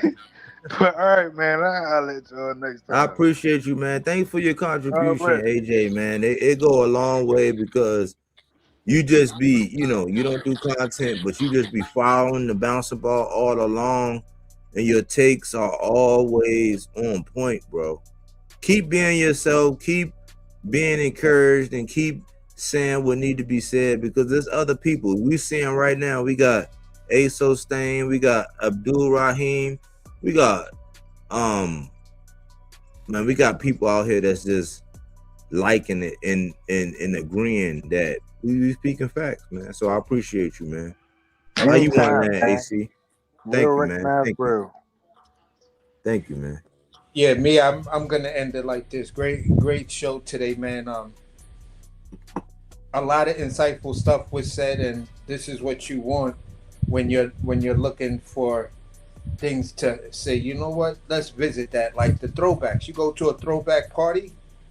When you leave the party, you leave with something on your mind. Like, yeah, I remember back then, man. Yo, remember when we was on the block, kid? And yo, when he dropped that song, bro, wasn't that like, oh my God? So when you do stuff like that, for those boxing fans who could walk away and be that enthused about the information that was being shown, and please understand this. That schmeal I was saying about Mel Charlo, that's just my conspiracy theory. That's just the way the tea leaves look, and the way, as an older dude, sometimes I listen to people, but sometimes us older dudes have a way of listening to hear what you're not saying. We can hear what you're saying clearly, but we can also hear what you're not saying, and how that thing you're not saying is spoken very, very loudly to us. So when you get old, you figure out that people will grab your attention or ask for help most often, never directly, unless they just fucked up. But other than that, they'll try to be a little discreet about it. But at the end of the day, great show from great show from us. Great interview from Maul, and it's the type of thing that I actually walked away and said, I learned a little something today. I didn't hear that interview and that perspective, knowing that it's 10 months away, and that's how he was talking 10 months away. Yeah, they're going to try to blackball this dude because they don't want him to come back neither. Right. Well, I appreciate you, AC, man. Thanks for being the consummate professional, man. Your analogies are next to none. So definitely an asset, man. And people might hate and say, oh, I don't need somebody to co-host. It's like, I don't need somebody to co-host. I want somebody to co-host. And I choose, I could have other co-hosts. Melazar, he's gonna have his own segment, probably. AJ eventually. But we're working guys. That's why I say we're working guys, we're working class, whether we own our own businesses, working whatever, we working. Like, we don't got the time to be able to do this. We do this because we love it. And the other people will have their own segments. Like I welcome AC. I give them a platform. Sometimes I be like, hey, I'm gonna let them rest. You know, I'm gonna just do this on my own. It's not like I can't do it by myself, but like shit, like I said, when you're in the Twilight Zone moment, somebody speak the boxing language and they got a different perspective and they can keep you in line. They're not scared to like spar with you. That's all you can ask for. Especially when you're keeping it, you know, all the way 100 and you shooting it straight down the pipe, like Iron Mike. So I appreciate everything you bring to the table, AC, man. Hope, you know what I'm saying? I hope you enjoy your evening, man, and your week is going good, brother. Yeah, definitely. Just to piggyback off of what you said, I've cooked for 500 people by myself. I've cooked a busy Saturday for a menu that I had no idea and got the most praise or most praise that the restaurant ever got. So I don't, when it comes down to it, if I build a restaurant, do I really need the employees to help me do it? You cut out, AC.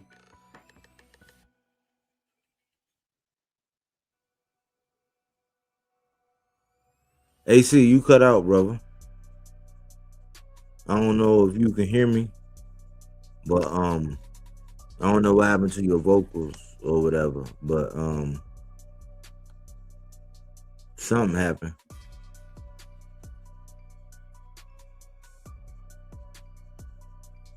But yeah, this episode really was just to throwback, like in the essence of what we actually had going on. Like I do actually have a video that I did that would be the epitome of a throwback.